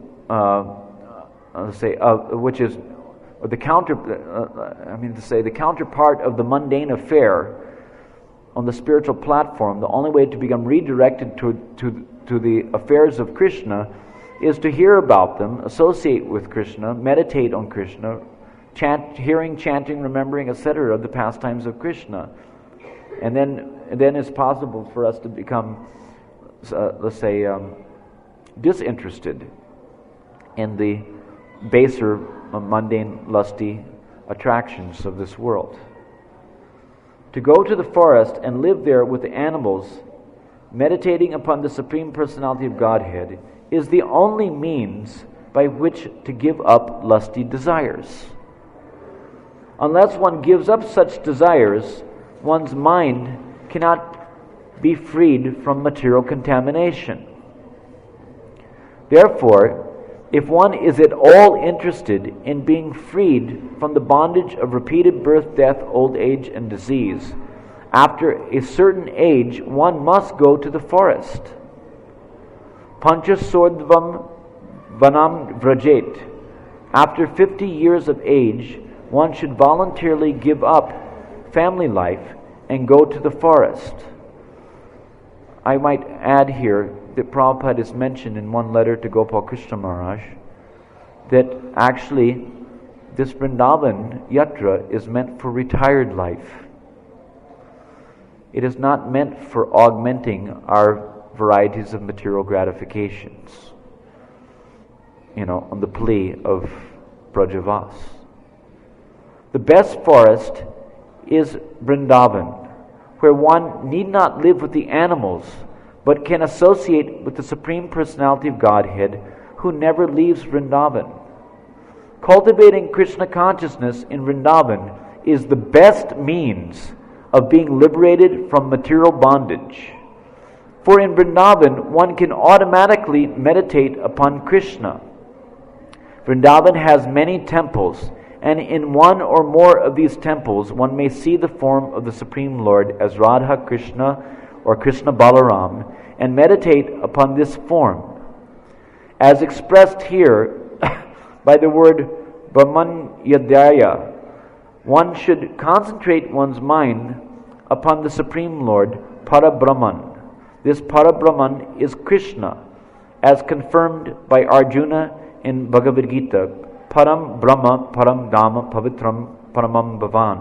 Krishna and his abode, Vrindavan, are non-different. Sri Chaitanya Mahaprabhu said, Aradhyo Bhagavan Vrajesha Tanayas Taddama Vrindavanam. Vrindavan is as good as Krishna. Therefore, if one somehow or other gets the opportunity to live in Vrindavan, and if one is not a pretender means meditating on the objects of sense gratification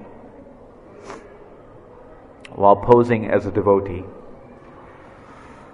but simply lives in Vrindavan and concentrates his mind upon Krishna, one is liberated from material bondage. One's mind is not purified, however, even in Vrindavan, if one is agitated by lusty desires. One should not live in Vrindavan and commit offenses, for a life of offenses in Vrindavan is no better than the lives of the monkeys and hogs there.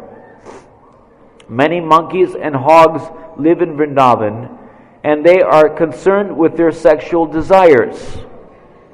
Men who have gone to Vrindavan, but who still hanker for sex, should immediately leave Vrindavan and stop their grievous offenses at the lotus feet of the Lord. And I might also add just a little word.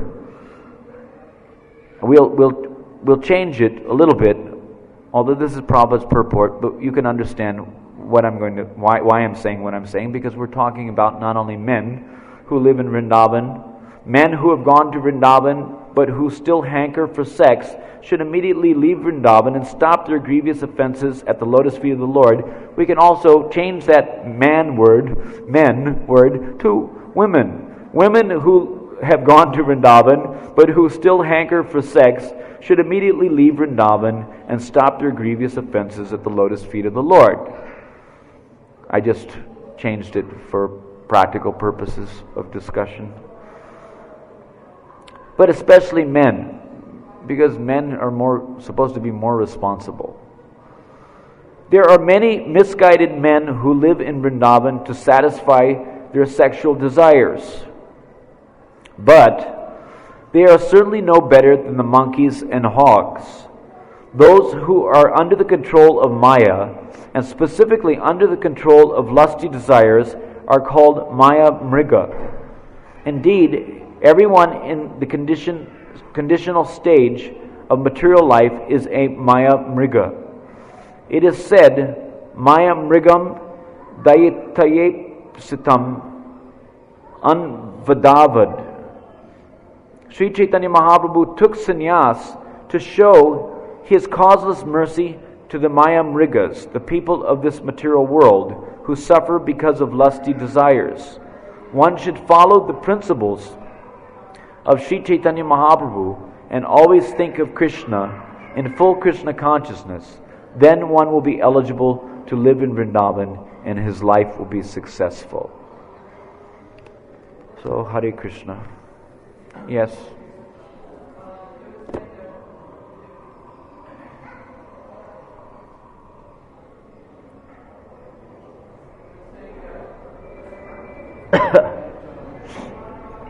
That if one has material lusty desires for sense gratification or sex life, one should not live in Vrindavan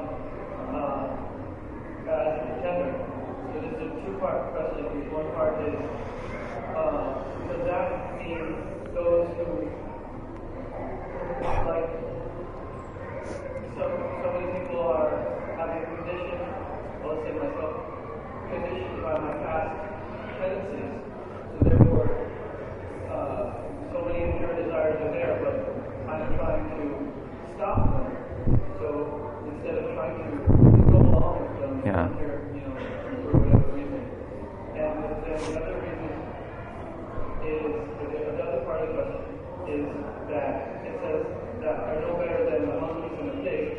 And my understanding is that the monkeys and the pigs are going back home to God, and they're going to Krishna, and they're extremely elevated souls much more than myself, just because they're living their life. There. So, would that to become like the monkeys and the pigs? Have you seen how much the monkeys and pigs are suffering? Yeah, so you can become a monkey or pig in Vrindavan. It's not as bad as leaving in Vrindavan and becoming a worm in the stool in the gutter of New York City.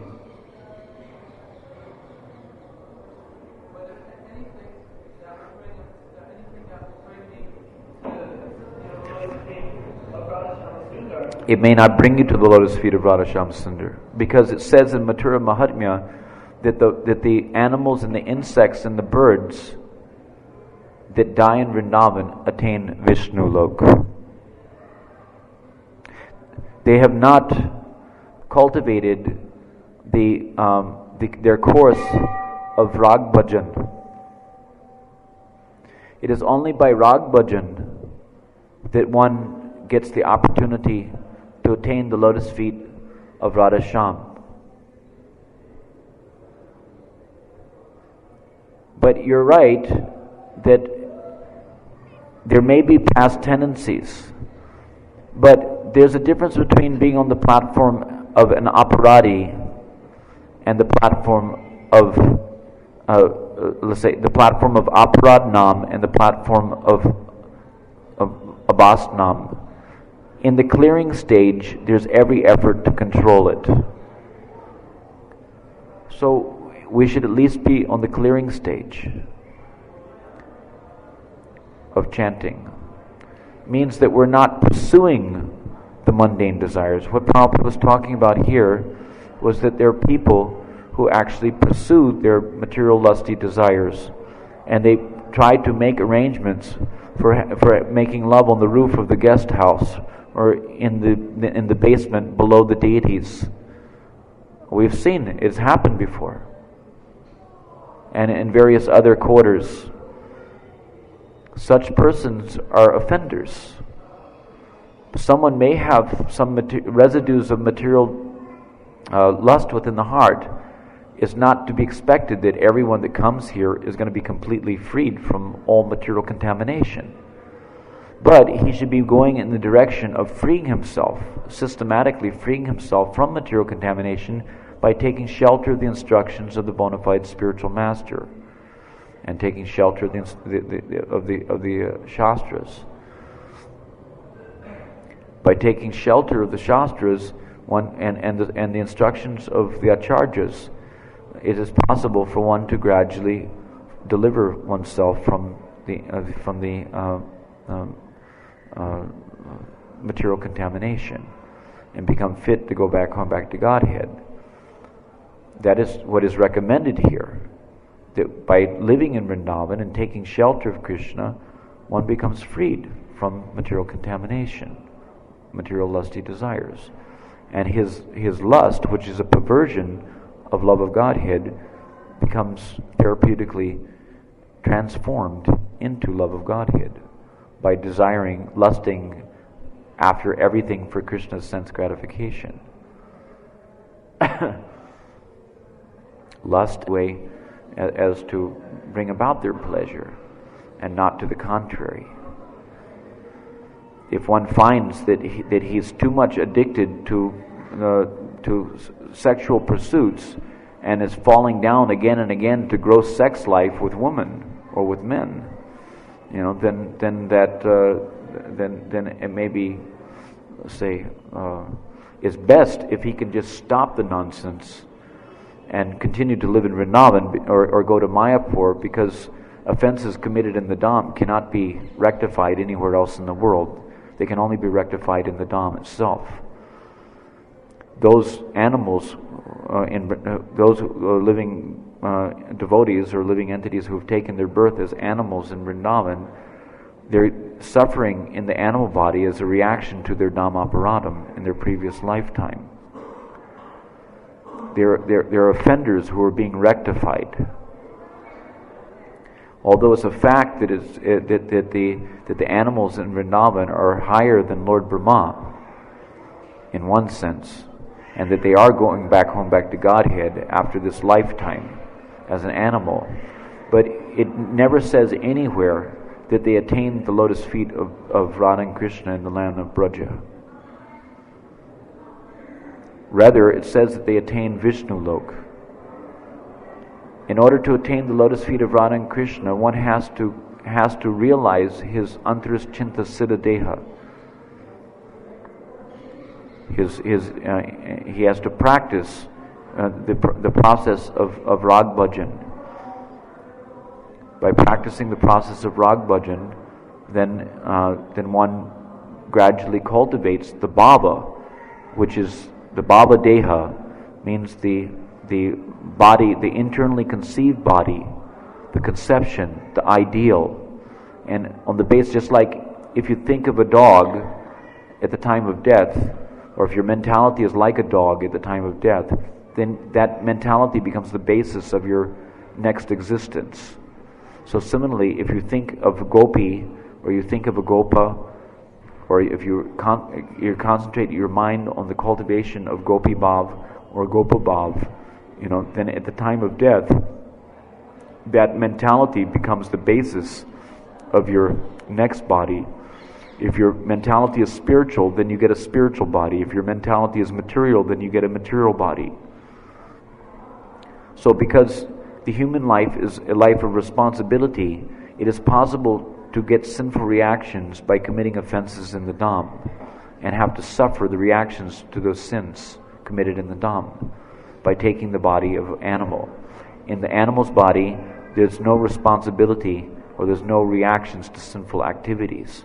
But it is a very suffering condition, and there's no guarantee that you're going to actually get the outcome of bhajan, of the bhajan, which is meant to bring you to the ultimate perfection of realizing your innate capacity for augmenting the moods of Braja, by which you can hope to enter into the Braja Leelas. It is not feasible. You may be associated with Braja, just like it's understood that in Vrindavan Dham, one gets the fulfillment of his desires very easily. If someone desires bhukti, then Krishna gives bhukti by residing in Vrindavan Dham. If someone desires mukti, then Krishna gives mukti. If someone desires, just like you'll see many Ram Bhaktas, there's one Ram temple down the road, and they chant Sita Ram, like that. If one desires to attain the lotus feet of Raghupati Ramchandra and resides in Vrindavan, then you will not attain Braja. You will go to Ayodhya, and you'll serve Ayodhyapati. And if you desire, the service of Lakshmi, in Vrindavan Dham, that's why one time when Prabhupada came into the temple and saw this one Lakshmi Kanch was sitting on Krishna Balaram's altar, and he asked the devotee that what is this, and the devotee explained that this is a Lakshmi Kanch, and Prabhupada told to immediately take it off the altar. He says, we have nothing to gain from Lakshmi's side. We are devotees of Radharani. So, but some devotees, just like down, you'll see down by Ranganath temple is there. They're devotees of Lakshmi Narayan and the Sri Sampradaya. And they worship Lakshmi Narayan. They will never attain Braja Leela by worshipping Lakshmi Narayan in Vrindavan. So it's not just a matter of living here, but it's a question of the consciousness which is developed in the course of our Brajavas. Brajavas is not such a simple thing. Someone can be physically living here or living at Radhakund, but as Prabhupada said, it is possible to be living at Narak Kund or Hell Kund. Physically one may be living here, but his mentality may be hellish. It is possible to go to hell by living and dying in Vrindavan, if one is possessed of a hellish mentality. It mentions that if one holds any vengeance or avarice, hatred toward any of the residents of Vrindavan, then such a person will attain hell, never to see the light of day, for an incalculable length of time, never to come out from that hell. If someone is having the wrong mentality while living in Vrindavan Dham. So it's not enough just to have our physical body here as a human being or as an animal or bird or tree or whatever. They are in a glorious position in one sense, and they're benefited by the grace of Vrindavan Dham. Vrindavan Dham is so merciful that even if one commits offenses here, she allows you to continue to remain here. She doesn't kick you away. Because she knows that no one can rectify the offenses committed here in any other place. So she mercifully allows you to stay here as in the body of a dog or a bird or an insect or whatever, and become rectified. But there's no guarantee of the outcome that you will attain the lotus feet of Radha-shyam by becoming an animal. Prabhupada called it slipping in the back door. It is not a very glorious way to enter into the spiritual world, and it is not at all recommended by the Acharyas. You may get to the spiritual world, but you may not get to the topmost position of the spiritual world. If you want to associate with Radha and Krishna and serve Radha and Krishna in their Braja Leelas, then we have to very carefully, consider the progress of our spiritual life and understand how to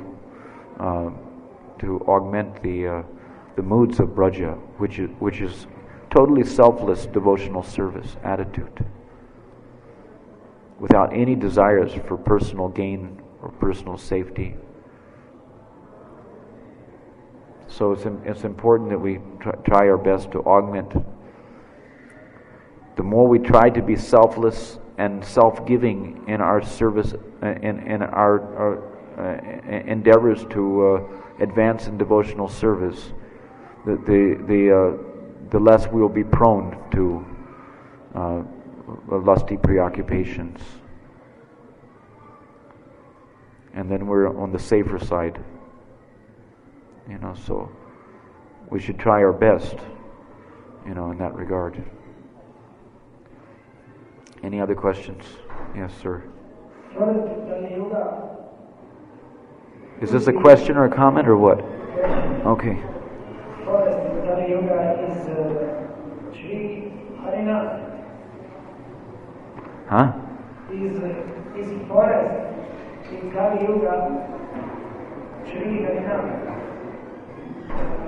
I want to ask replacement for forest, which you mentioned in Srimad Bhagavatam, is holy name of the Lord for this age of Kali.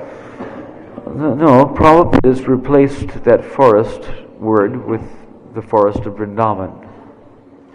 Vrindavan is here in Kali Yuga.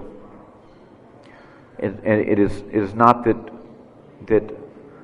because we should remember that Harinam is Krishna, no doubt. Within Krishna is Rupa, Guna, Lila, and also Dham is also present within Harinam. Yet, if you chant Harinam in this forest of Vrindavan, you get 1,000 times the benefit of your chanting Harinam anywhere else in the world. So, although Harinam, we say that devotional service in Vrindavan, there's 5 most important angas of devotional service. Vrindavan Vas is that anga which satisfies the need to live in Vrindavan, or live in the forest, to become freed from lusty desires.